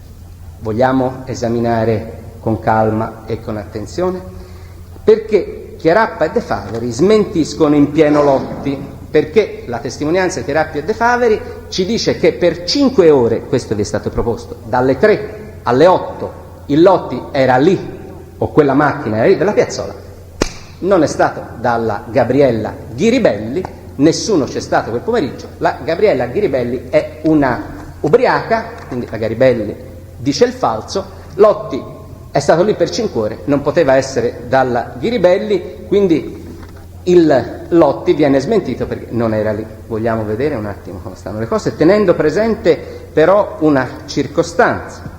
Vi è stato proposto Lotti nel momento in cui ha detto che era dalla Garibelli, invece era lì per 5 ore a Scopeti, doveva essere arrestato, portato a Sollicciano e gli si doveva contestare la verità.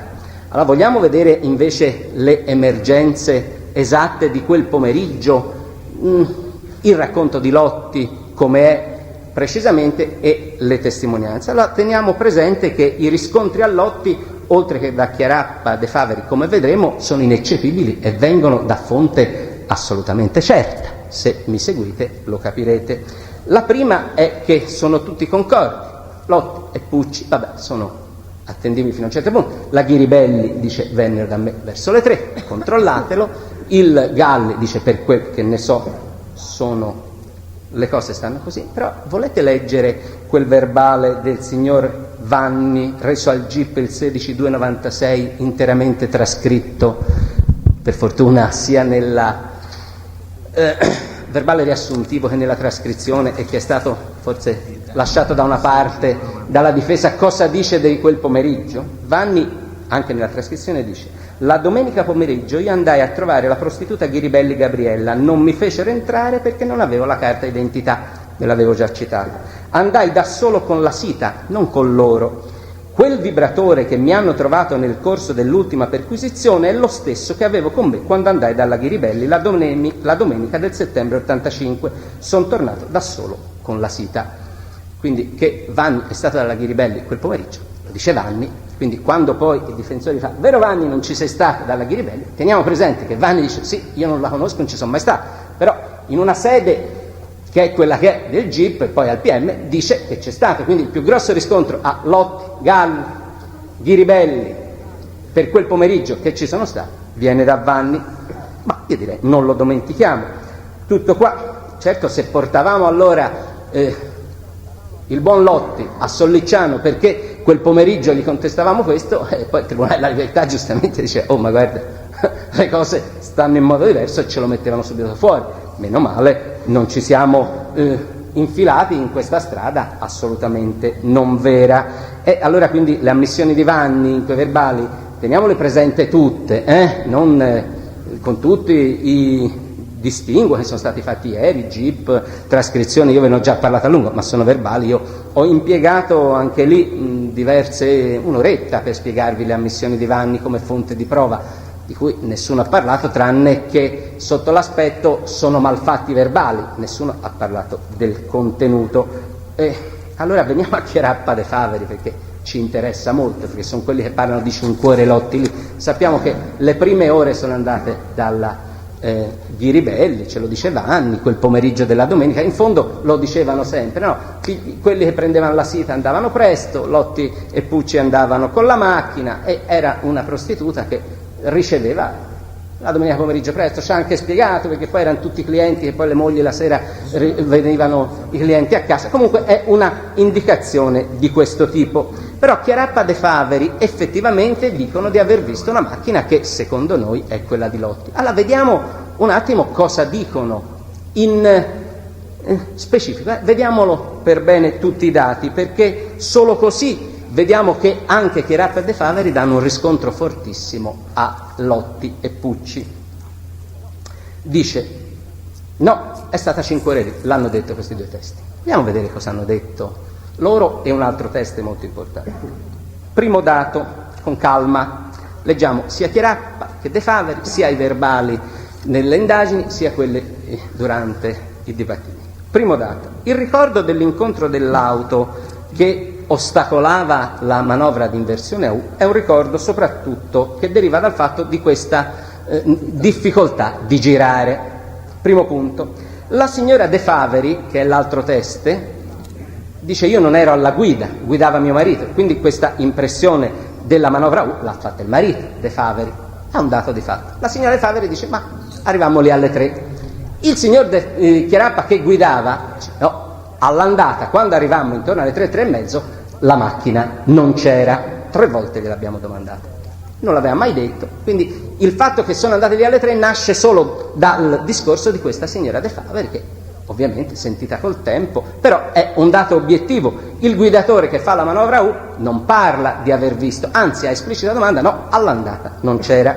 Quindi vedete come corrisponde alle 3 c'è effettivamente questo dato importante del Chiarappa che dice no, io alle 3 la macchina all'andata non l'ho vista. Cosa ci dice? Quando poi ho guardato col teleobiettivo e poi sono andato a Firenze a fare il micrologio, sì, c'era. Al ritorno c'era. Quando siamo andati via c'era. In che orario? Leggetelo, è l'ultima pagina del verbale Chiarappa, fra le 5 e le 7, le 5 e le 8.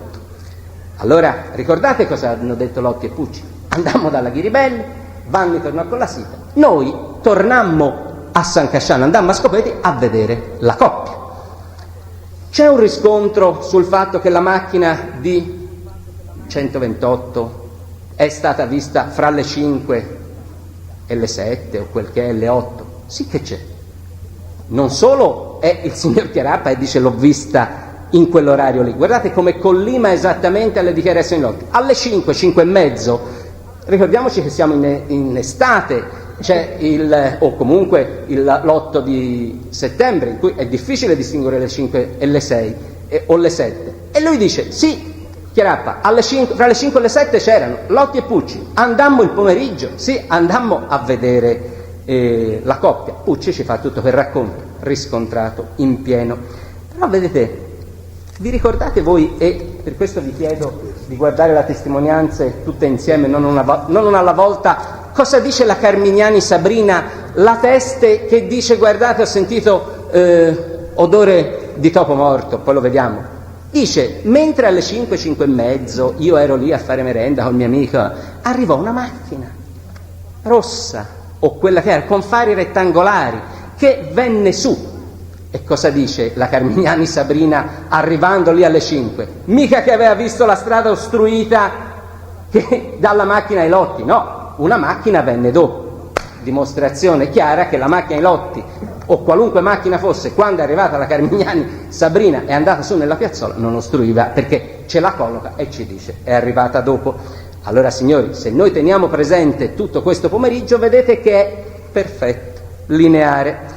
Allora l'ultimo punto, vi ricordate quando ieri qualcuno ha tuonato dicendo durante il sopralluogo Lotti ha detto in un primo momento alla domanda del PM arrivammo lì alle 18, poi il PM gli ha contestato no alle 23. Il PM cosa doveva fare? Non sapeva nulla, a quell'epoca dice scusa Lotti, ma hai detto sei arrivato alle 23, perché tu dici alle 18? E il Lotti dice no, alle 23.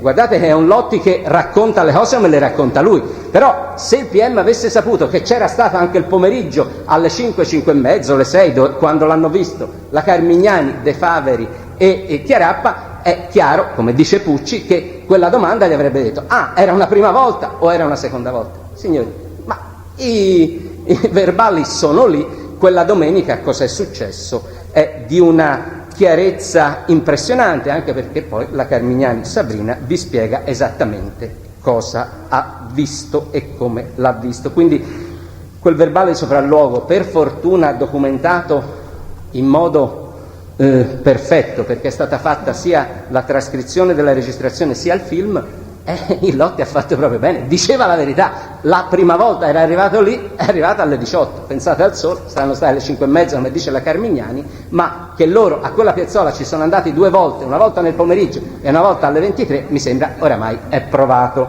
in pieno. E allora signori andiamo un attimo ancora alla altra testimonianza che avrebbe completamente annullato le dichiarazioni di Lotti per quanto riguarda Scopeti. La Step One Sharon, vi è stato detto, ha visto un'auto bianca, Pacciani o di chi fosse, in un altro posto, quindi non era lì davanti. Nessun riscontro a Lotti. Vogliamo vedere un secondo cosa ha detto la signora Stepman Sharon, utile o non utile, ma vediamo esattamente cosa ha detto e ci rendiamo conto che la testimonianza della Stepman Sharon, la signora americana, che è la persona più disinteressata in questo fatto che noi potevamo auspicare, è stata molto più precisa. Vi è stato detto, la signora Sharon vi ha detto che aveva visto quell'auto prima del ristorante La Baracchina. Questo vi ha proposto il difensore. Vogliamo leggere per bene quel verbale delle dichiarazioni che ha detto questa signora. La signora dice, viene interrogata, l'altro, il merito del racconto evidentemente non interessa al difensore perché cerca di smontarla sul luogo, e io non torno su cosa aveva visto, i due, la macchina che torna indietro, eccetera. Mi interessa il luogo. Sul luogo è stata attentamente esaminato. La signora dice, primo cosa, verbale del 2 ottobre 95, che ha prodotto appunto perché la signora non si ricordava, dice: ricordo che giunta all'altezza del ristorante La Baracchina, leggetelo nel verbale, non so dire esattamente se poco prima o poco dopo, notai una vettura di colore bianco. Quindi lei dice poco prima o poco dopo. Se avete dei dubbi andate a vedere dove si trova il ristorante La Baracchina, ma credo che oramai sia chiaro, e vedete come il poco prima o poco dopo è importante. Un altro punto è quello che nel dibattimento la signora ha spiegato che la polizia giustamente non paga, non tornava a questo discorso, perché la signora diceva io non me lo ricordo dove, disse portatemici. La signora individuò 2 punti nel sopralluogo, uno perpendicolare alla strada e uno obliquo, e ce li ha descritti nel dibattimento. Dice: quando nel sopralluogo mi è stato fatto vedere che le uniche 2 strade sulla destra che convergono sulla strada che io facevo da San Casciano verso Firenze erano una perpendicolare e una obliqua, ho convenuto che l'unica che poteva ricordarmi il punto dove vidi che quella sera usciva l'auto era quella obliqua davanti alla piazzola. Quindi credo che sul punto la signora, se voi andate a rileggere, ha messo, diciamo, i puntini sull'I. Sì, la signora ha detto io non me lo ricordo, cosa volete che me ne ricordi? Io però ricordo che era una strada obliqua, di strade oblique c'è solo quella, e io vi dico sarà quella. Volete voi portare la signora Sharon sul posto e volete ancora integrare la prova su questo, se non pensate che sia soddisfacente? Ben venga, io non certo sarò qui a impedire nemmeno a parole un simile ulteriore accertamento.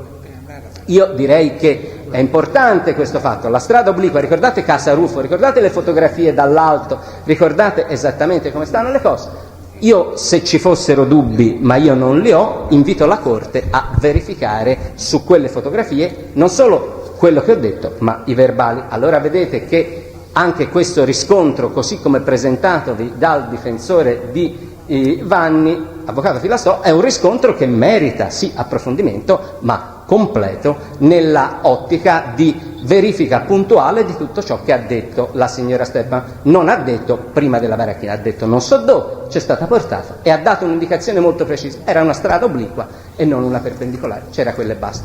Se io mi sono dilungato su questo è un motivo per cui vi vorrei invitare soltanto a riflettere e a rileggere quei verbali e a andare a vedere se le cose stanno in modo diverso, nel caso portando anche la signora Steppan, non deve rimanere assolutamente dubbi.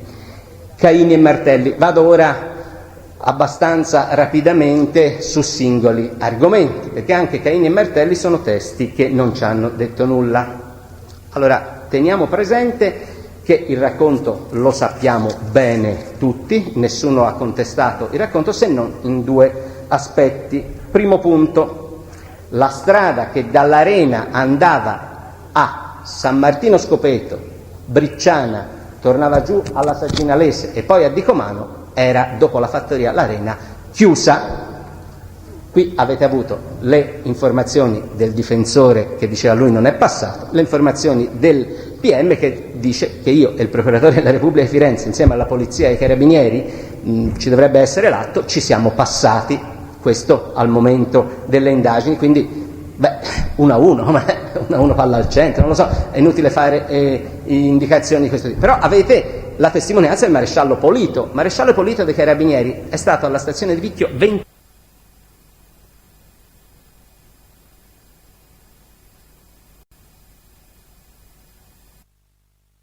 allora, maresciallo Polito, comandante stazione di Vicchio, che è stato sentito anche con lui, come colui che aveva fatto le indagini nell'85, è colui che intervenne sul posto. Su questo dato obiettivo, chi meglio di lui, è 20 anni che sta lì, non credete al PM, è un vostro diritto, comunque io credo all'avvocato e dice passato con difficoltà, io vi dico... Chiedo scusa, io vi dico... Beh, avvocato, se lei c'è passato nel 97 come noi, ora è sicuro che non si passa.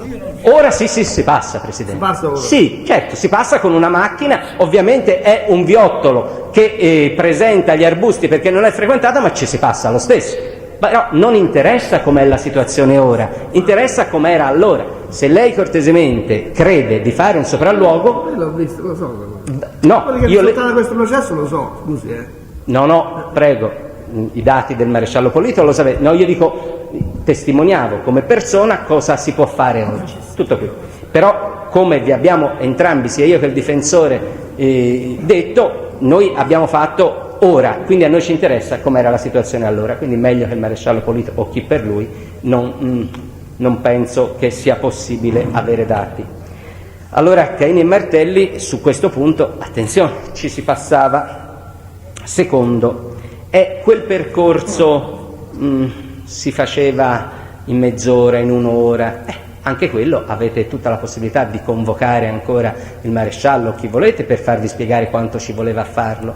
Tenete presente che il teste Caini ha detto probabilmente che ci voleva 30 minuti in macchina, però ha anche detto che lui quella strada non l'aveva mai fatta perché lui andava verso Borgo. Mi sembra c'è un verbale sopralluogo in cui si dà atto esattamente nel fare la strada con Lotti a che ore siamo partiti, vedete quanto ci abbiamo messo ora, e quindi prima che ci si passava, che era una strada che si poteva fare. Per quanto riguarda l'ubicazione esatta del passaggio a livello, e che è dopo la piazzola verso Dicomano in direzione di Firenze, ma insomma credo sia sulle carte, ve ne sono state fornite. Avete qualche dubbio in proposito, andate a vedere, e mi sembra che se avete ancora qualche dubbio non potete soltanto limitarvi alle indicazioni che vi ha fatto il PM o la polizia giudiziaria. Se ci sono dubbi, o la difesa, se ci sono dubbi avete la possibilità di integrare la prova come volete. Ancora un altro argomento, mi sembra sia l'ultimo consistente dell'avvocato Filastò, sul quale io intendo replicare. Ce ne sono tantissimi altri, ma io quelli li ho già affrontati in requisitoria, vorrei solo affrontare quelli in replica. Direi quella che io chiamo denigrazione degli investigatori, la mancata perquisizione. Dottor Giutti, ma perché non ha fatto la perquisizione alla casa di Lotti dell'88? Dottor Giuttari non l'ha fatta perché nessuno gliel'ha ordinata, primo punto, perché le perquisizioni si fanno solo su decreto. E quindi allora teniamo presente la casa di Lotti nel 1988.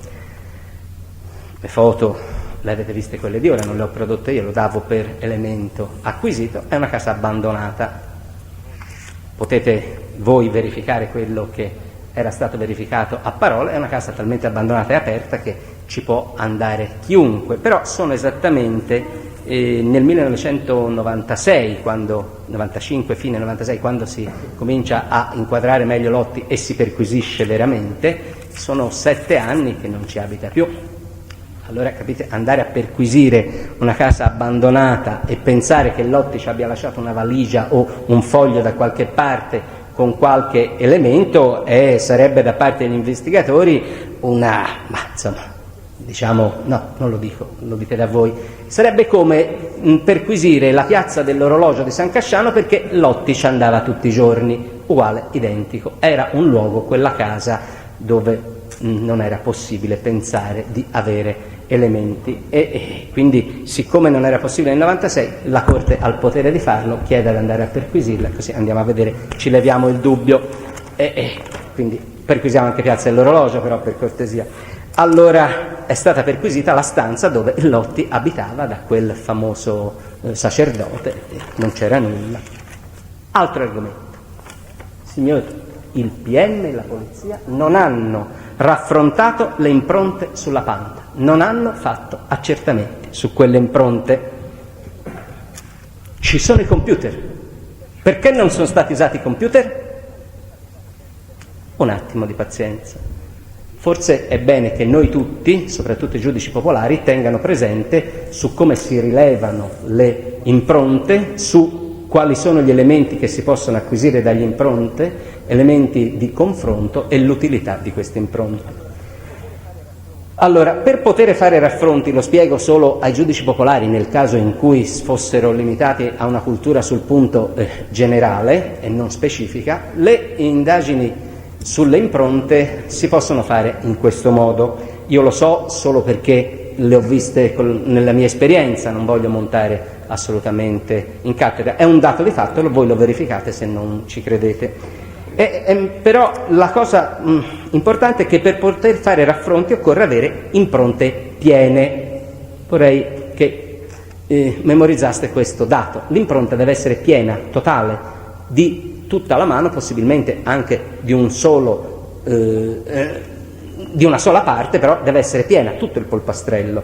Quindi per essere utili per confronti deve essere non solo intera, ma deve essere, dice poi la Cassazione, possibile rilevare dalle 16, prima la giurisprudenza diceva 16 linee concentriche più o meno, ora dice 18, nel senso che solo 16 o 18 impronte concentriche di tutto il polpastrello danno una garanzia di individualità, cioè il concetto è l'individualità dell'impronta. Se voi avete presente, quando si prendono le impronte alle persone, se l'avete mai visto, la polizia mette su un pezzo di carta, ora fa in un altro modo, mette la mano e c'è l'operatore che pigia il dito. Non so se avete mai visto, comunque. Se voi poi prendete l'impronta palmare è intera. Quando l'impronta viene lasciata, ad esempio qui, a meno che uno non prenda così, ce ne rimane solo un pezzo. Allora, se su un determinato elemento di metallo, di vetro, dove si possono essere, c'è un'impronta parziale, voi capite che non ci sono le 16 linee e quindi le 3, 4, 8, 10 linee sono solo parziali, per cui la polizia dice non sono utili per confronto, perché per fare il confronto ci vuole intera. Allora è vero, se sono impronte intere il computer ci aiuta, perché cosa fa? Invece l'operatore, i cittadini italiani sotto impronta, tutti i maschi, circa 20 milioni, perché si prendono anche non solo quelli che fanno delitti, alla visita militare, non so quante ce n'è nell'archivio centrale della polizia, chiaro ci vuole il computer. Immaginate uno con gli occhi si mette a guardare, no, lì c'è il computer, però di impronta intera. Cosa vi dice l'ispettore Autorino della Polizia Scientifica sull'impronta, quella che viene stata fatta rilevare? Non utile per confronti, se l'andate a vedere vuol dire che era un'impronta così. Ecco che i computer non servono a nulla. Allora sono solo elementi che si spiegano da soli, però mi premeva che i giudici popolari avessero presente questo elemento nel dire quelle impronte sulla Panda avrebbero risolto il problema. Se la polizia che l'ha prese ti dice che non sono utili per confronti, puoi solo dire la polizia le ha prese male, però anche questa è un'illazione. Se la polizia ti dà l'impronta, perché la polizia cosa fa? La polizia scientifica ci mette un determinato pellicola, ora lo fa in 100.000 modi, prima ci metteva una polvere e la estrae su pellicola e questa impronta rimane, voi ci sarà senz'altro da qualche parte, avete il dubbio, volete andare a vedere se era parziale o meno, se vi volete accontentare di quello che ha detto l'ispettore Autorino, accontentatevi, se no verificate.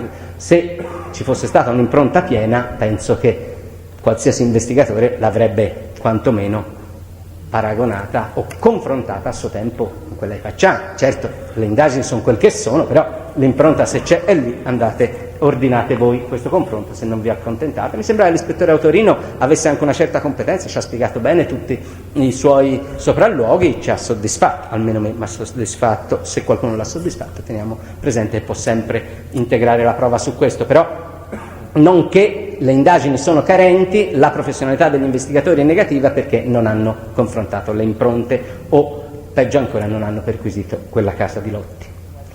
Ancora un argomento, dice il PM vi ha proposto solo suggestioni, ma io parlare di suggestioni io nel momento in cui che l'autore è un poliziotto, comunque no, non è questo il tema. Io volevo solo farvi presente due cose. E il PM vi ha detto con suggestione che Vanni è perverso, e qui la indicazione, il PM non sa nemmeno cos'è perversione.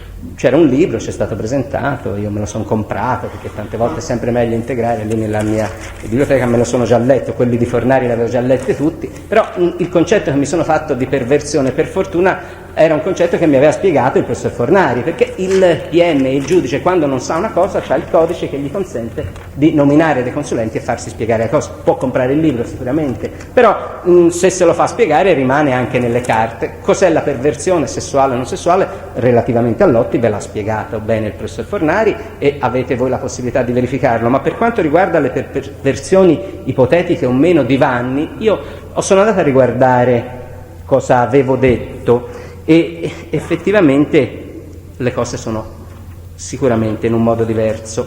Io ho concluso quello che ho detto esattamente in questo modo. Guardate che gli episodi che vi ho descritto, poi ci torniamo, sono indice di una sessualità deviata. Poi vi ho detto, è solo anormalità? È perversione? È sessualità anomala, deviata? Il dibattimento vi ha dato gli elementi sufficienti per rispondere. Non è necessaria la perizia, ditecelo voi. Mi sono guardato bene di dire che per me è perverso. Io vi ho detto quali sono gli elementi. Allora, citiamo un attimo quali erano gli elementi che io ho indicato. Sono tutti anche lì nella mia requisitoria, sono tantissimi e io ve li ho elencati in ordine fino a arrivare nel descrivervi questa sessualità, secondo me, diciamo particolare, questi sono i termini che ho usato.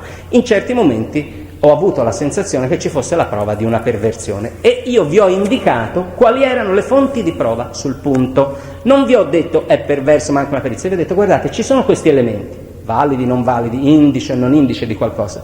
Per cortesia, quando andrete a esaminare questo punto tenete presente. E vi ho citato esattamente delle testimonianze. Vi ho parlato della testimonianza della Sperduto, ci ha fatto quei racconti. Ha perduto, poi ognuno la valuta come crede, e vi ho fatto i racconti di quello che ci diceva Nesi. Il Nesi, per la verità, è stato citato perché vi ha a lungo spiegato in dibattimento che aveva visto Vanni con una busta con dentro dei peli di pube, lui mi sembra abbia detto il termine toscano. Ma allora io vi ho detto, ci sono questi elementi, Nesi dice questo, per me Nesi è credibile, uno che va a giro con una busta con i peli, beh, insomma, non so cosa sia, però il Nesi ha aggiunto le aveva prese a una prostituta. Poi il Nesi vi ha aggiunto, guardate, so che andava da una prostituta prima in via Fiume, poi ha detto andava una in via Giampaolo Orsini, o meglio dalle parti del Ponte di Ferro, e ci andava Vanni, lì c'era una prostituta e poi è stata ammazzata col coltello. Punto. Io vi ho detto, Nesi vi ha detto questo. Una prostituta che andava lì, che stava ammazzata col coltello, esiste. Non mi ricordo se si chiama Bassi, Giuseppina o Cuscito Clelia o come si chiama, ma non è questo il dato che emerge e è importante in questo processo. È un dato storico portato in questo dibattimento da Nesi. Dice, ci andava anche Vanni. Qualcuno si è permesso di dire che quella morte ha a che fare con lotti, con Vanni, con Faggi, con Paccià? Nessuno. Vi ho portato il dato storico e, scusate, tuonare sul fatto che era una suggestione. No. Non è suggestione, io non vi ho parlato di poliziotto o della Monica, eccetera. Io vi ho detto, il Nesi vi ha detto questo. Punto e basta. Quindi le suggestioni del PM sono, e l'ignoranza del PM sul concetto perversione è di questo spessore.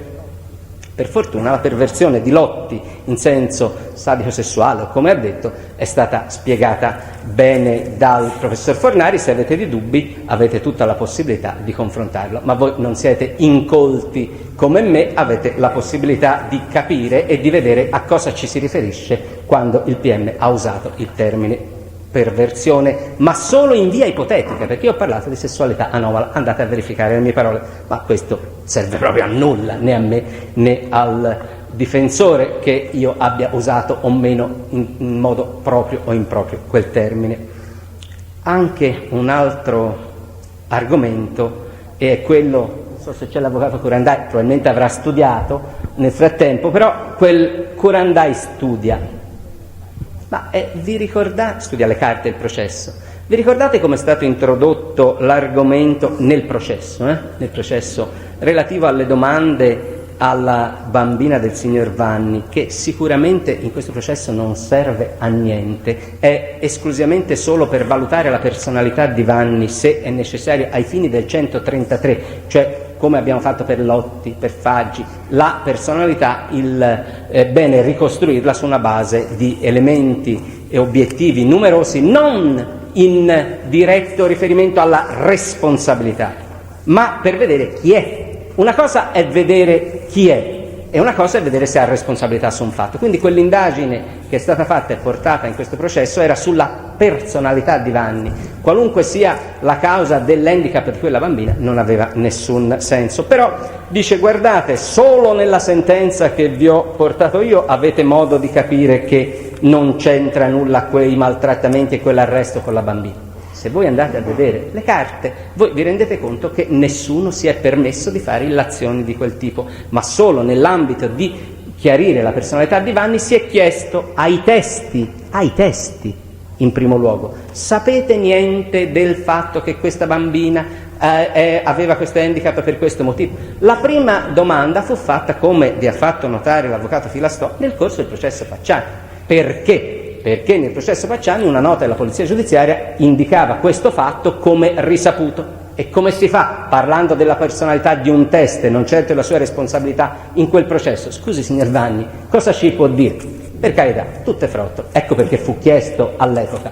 Ai parenti è stato chiesto sicuramente alla Bartalesi Francesca e alla sorella di Vanni, le quali, penso un po' anche con imbarazzo e anche perché forse non sapevano bene come stavano, questo non è dato di chiarirlo, prima hanno detto sì, una ha detto sì, cioè la domanda è sembrata pertinente, il risultato è stato assolutamente negativo, ma era un risultato che voleva essere acquisito, se necessario, per indicare la personalità di Vanni, non certo che se Vanni si fosse avuto a che fare con quel fatto poteva influire sulla prova di questo processo. E direi allora il fatto che poi nelle carte di quel dibattimento sia stato assolto in insufficienza di prova o meno, capite che è un dato che riguarda la personalità, ma niente aveva a che vedere con quelle risposte che vi avevano dato i testi in questo processo. Quindi dire che erano domande e fatti suggestivi non serve assolutamente a nulla.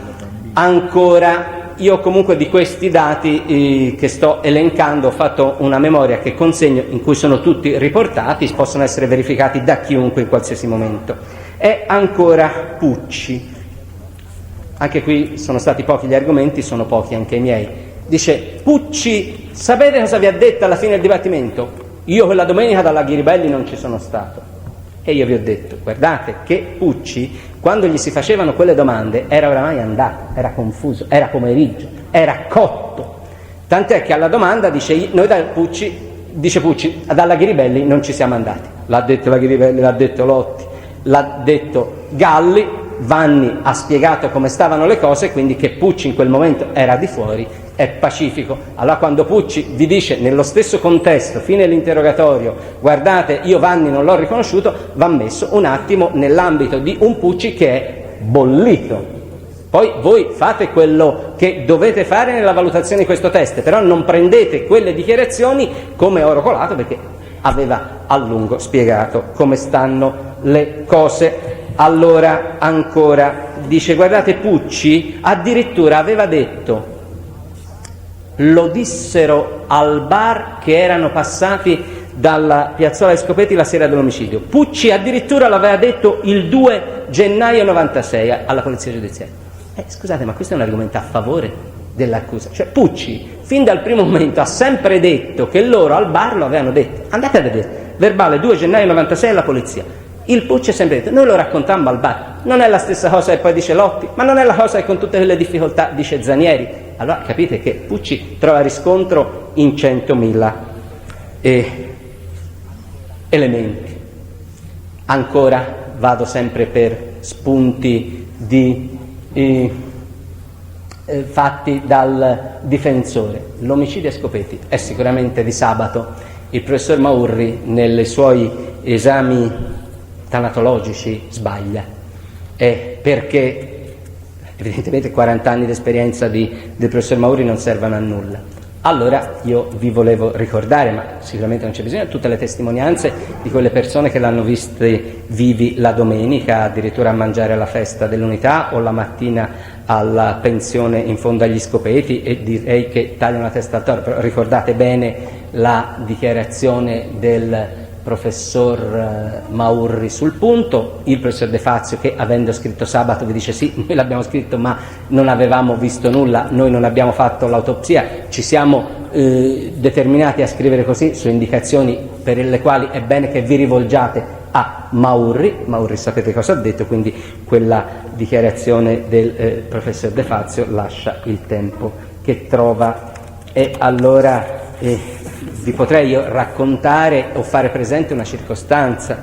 Dice, guardate, la Carmignani Sabrina vi ha detto che ha visto macchie di unto e carta, macchie di unto non sangue. Allora, innanzitutto ha visto una macchia d'unto, quindi non si può far diventare sangue per chi ci fa comodo. Dice che la domenica ha visto una macchia d'unto con una carta, chissà, avevano fatto anche loro, avevano mangiato alle 1, ma insomma questo non lo sappiamo, però che fosse sangue non c'è prova. Ho sentito odore di morto. Sì, questa dichiarazione della Carmignani c'è e ripetuta. Allora teniamo presente da cosa può essere motivata. Non cinghiali morti, eccetera, tutto sappiamo correttamente e l'avvocato Filastò ve l'ha detto, ma tenete ben presente che quell'odore, qualunque esso fosse, è un odore che, se la domenica pomeriggio alle 5 era un odore di morto che la signora sentiva a distanza di 2-3 metri dalla tenda e era così forte, pensate voi 24 ore dopo, quando sono andati esattamente battaglioni carabinieri, polizia giudiziaria, medici legali,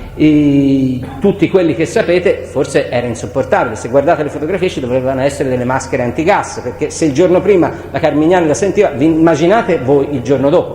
Quindi la testimonianza che io ci sono stato e che non si sentiva nulla, perché era un luogo all'aria aperta, non serve. Però tenete presente che allora la Carmignani Sabrina il giorno prima aveva sentito un odore, però vi immaginate, insomma, credo che questa è esperienza comune sulle quali io non devo ancora soffermarmi.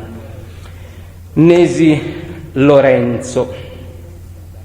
Nesi Lorenzo è stato esaminato a fondo, sia nel primo processo, Pacciani, sapete cosa ha detto la sentenza, sapete come è stato poi, come si è comportato, avete tutta la possibilità di valutare ciò che dice. Io vi ho evidenziato una circostanza molto importante: non è vero che il Nesi vide solo il Pacciani e non lo riconobbe bene, spiegò perché, lo riconobbe la sagoma del viso, la macchina, le strisce, andate a vedere, e vide una seconda persona dietro che correttamente il Nesi disse non ebbi la certezza di chi fosse perché era coperto dalla faccia di Pacciani. Io credo che su questo dobbiamo dare atto a Nesi, che è stato molto corretto. Quando poi vi ha aggiunto io penso che fosse Vanni, quindi è molto corretto perché dice io penso che fosse Vanni perché lo dedussi dal fatto che venivano dalla casa dove abitava a poche centinaia di metri l'ha sperduto, perché sapevo che andavano a scopare dall'ha sperduto, è un discorso molto onesto di Nesi.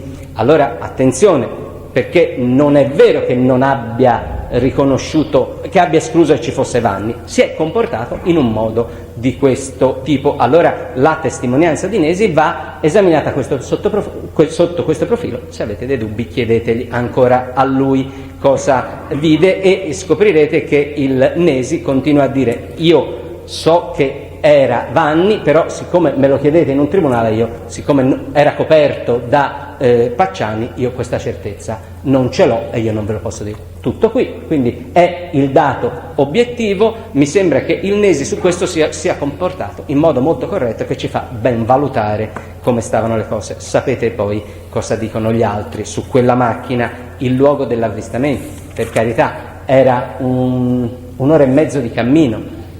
C'è il sopralluogo della corte, potete andarlo a vedere in qualche momento.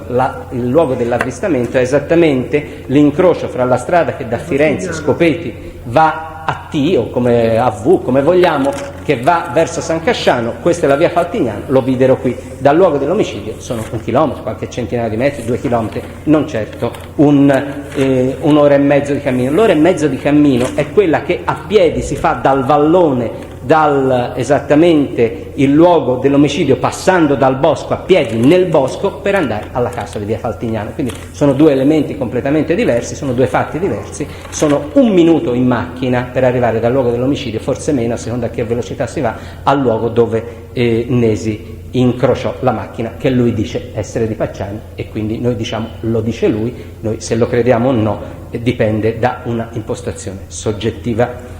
Consulenza psichiatrica Vanni, perché non la abbiamo fatta?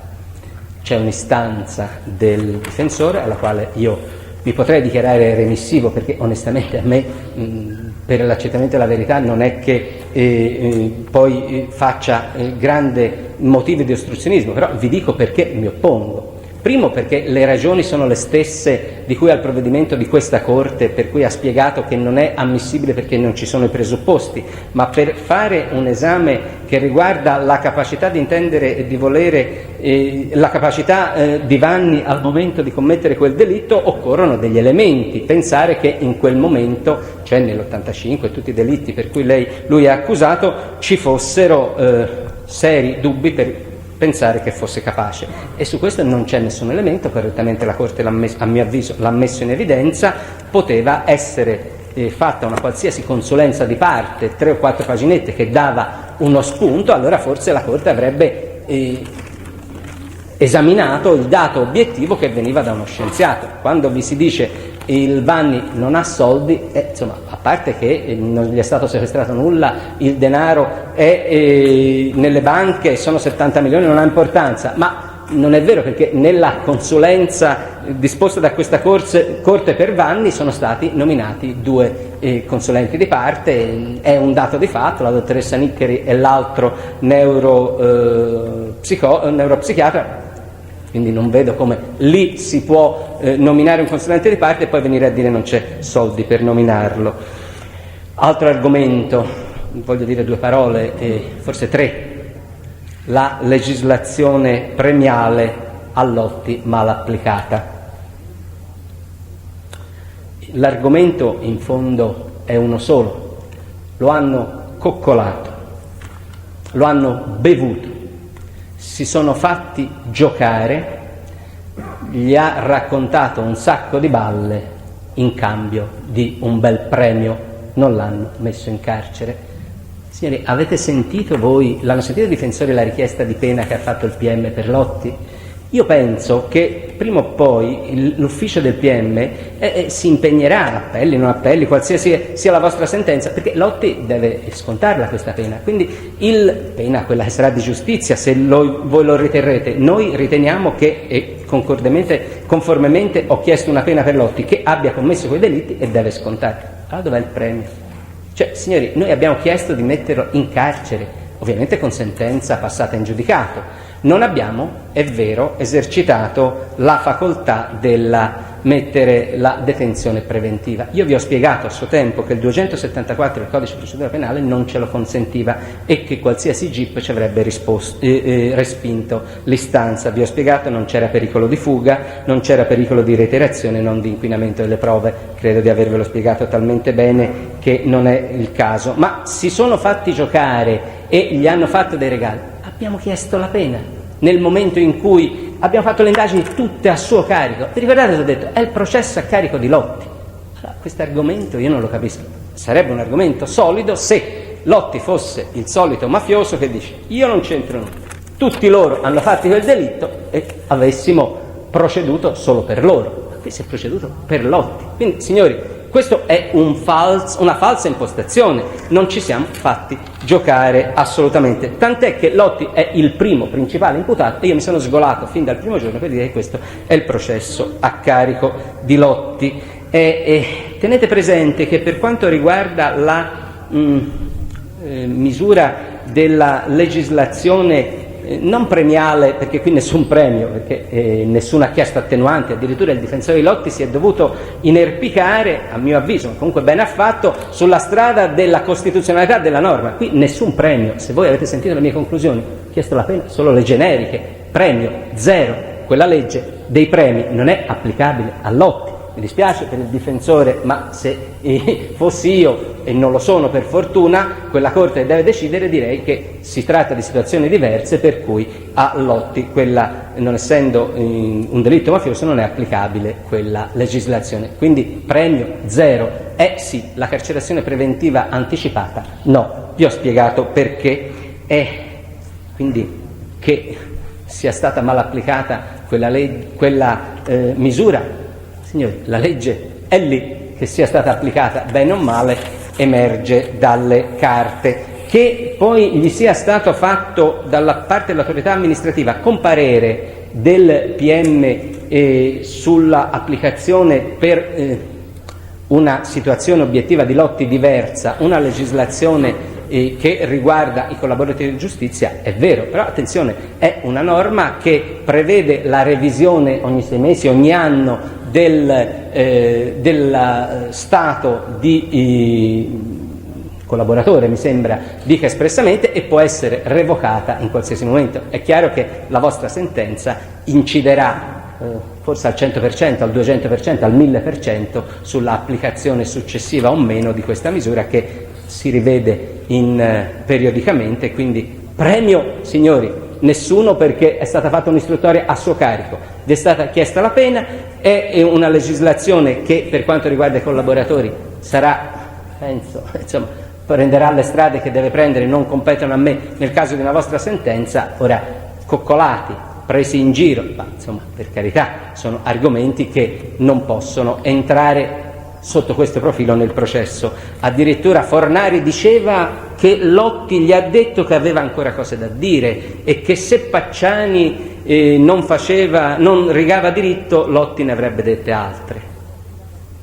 Signori, siete nella mente di Lotti a questo punto? Siete in grado di capire cosa intendeva dire Lotti in quel momento? Io penso che lo siamo tutti in grado. Signori, era luglio del 1996 e in quel momento Lotti aveva parlato degli omicidi e lui si riservava questa grossa, penso per lui era la cosa più grossa della sua vita, dire che Pacciani queste cose le vendeva. Ora, vero o non vero, ma questa era la riserva mentale di Lotti nei confronti del professor Fornari. Se Pacciani, dico che sono gli altri, nei limiti nei quali ce l'ha detto, che sia vero o no, era quella la riserva di Lotti. Lo dimostra il fatto che appena ha deciso di dirlo, vero o non vero, ha fatto un bellissimo, bruttissimo, leggibile o illeggibile biglietto in cui ha parlato del dottore e poi è venuto al dibattimento e anche agli inquirenti e l'ha detto. Qualcuno si è fatto prendere in giro, il Lotti ha fatto delle riserve, ma entriamo nella mentalità di Lotti e che si capisce come stanno le cose, si sono fatti giocare. Rimane secondo me l'ultimo argomento, che questo mi sembra che ci consente proprio di avere la chiarezza della consistenza delle prove così come ve l'avevo dipinte io in questo processo e la consistenza, secondo me, molto affievolita degli argomenti della difesa. Il primo riguarda il movente. Signori, se il movente sono i soldi, perché Pacciani, Vanni e Lotti non hanno portato via i soldi alle vittime? Perché non si è proceduto per rapina? Se era il movente i soldi, quelli, altro che i milioni, decine di milioni per costruire le case, ci avevano i soldi lì. Volete per cortesia andare a vedere il verbale di sopralluogo e di sequestro delle cose fatte? Prendo solo un esempio a Piarontini e a Stefanacci Claudio. Leggeteli per cortesia, perché vi è stato detto i portafogli sono rimasti pieni. Alzo anch'io, non mi riesce proprio a fare quella voce lì. Pieni, la rapina. Andateli a vedere quei portafogli, sono esattamente, è il verbale, ce l'ho qui, me lo sono preso, comunque ce l'avete anche voi, sono per tutti. Dunque, Piarontini, lire 10.000, lire 100, lire 50, questi sono i portafogli pieni. Stefanacci Claudio, 4 banconote da lire 10.000. Io su questo non so se possiamo dire che se il movente era i soldi avrebbero preso prima 10.150, 50.150 lire in quelle operazioni che dovevano fare e con, se è così, tutte le altre aspettative che avevano. Ma l'altro argomento molto forte, sempre in proposito, nasce da un'attenta lettura sempre di quello stesso verbale. Sono le righe successive. Dopo le lire 100 e le lire 50 vi dice il difensore di Vanni.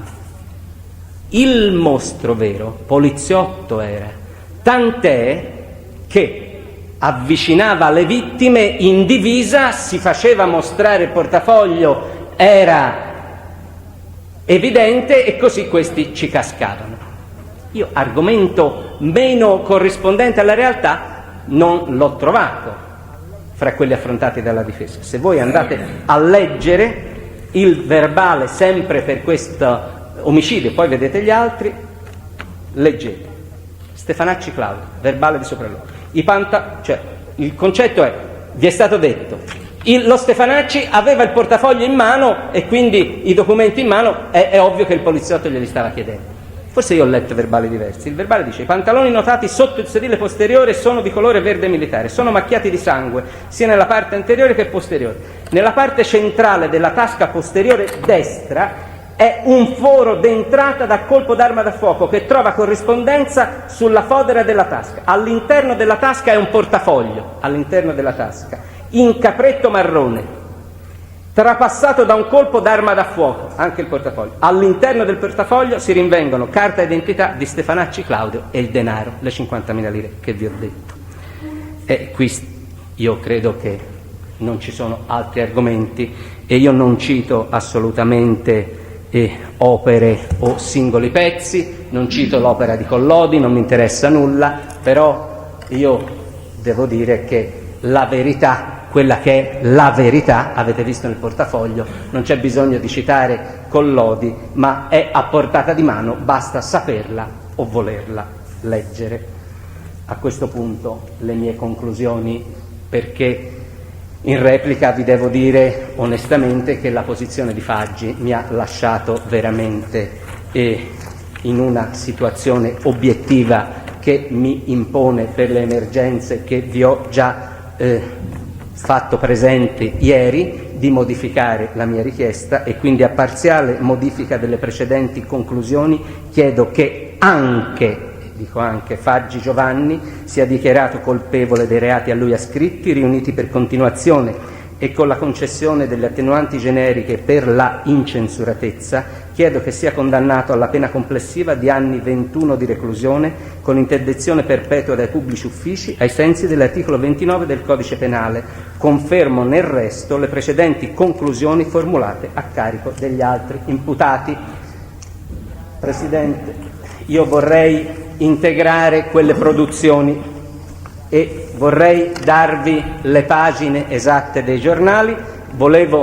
Basta volerlo, e se voi, sempre coi limiti, gli appelli li possono fare tutti, voi se prendete La Nazione del 21 marzo per intera, quei delitti li ha commessi Lotti. Bene? Qui c'è la data, questa è La Nazione e questa è La Repubblica. Se li volete acquisire farete, secondo me, opera di giustizia. Se non li volete acquisire, sono qua. Va bene, la Corte a questo punto si ritira per sciogliere quel provvedimento sulle istanze difensive di Grosso. Si interrompono non la discussione. Presidente, comunque la difesa Ivani su queste produzioni è remissiva, sì? Va bene.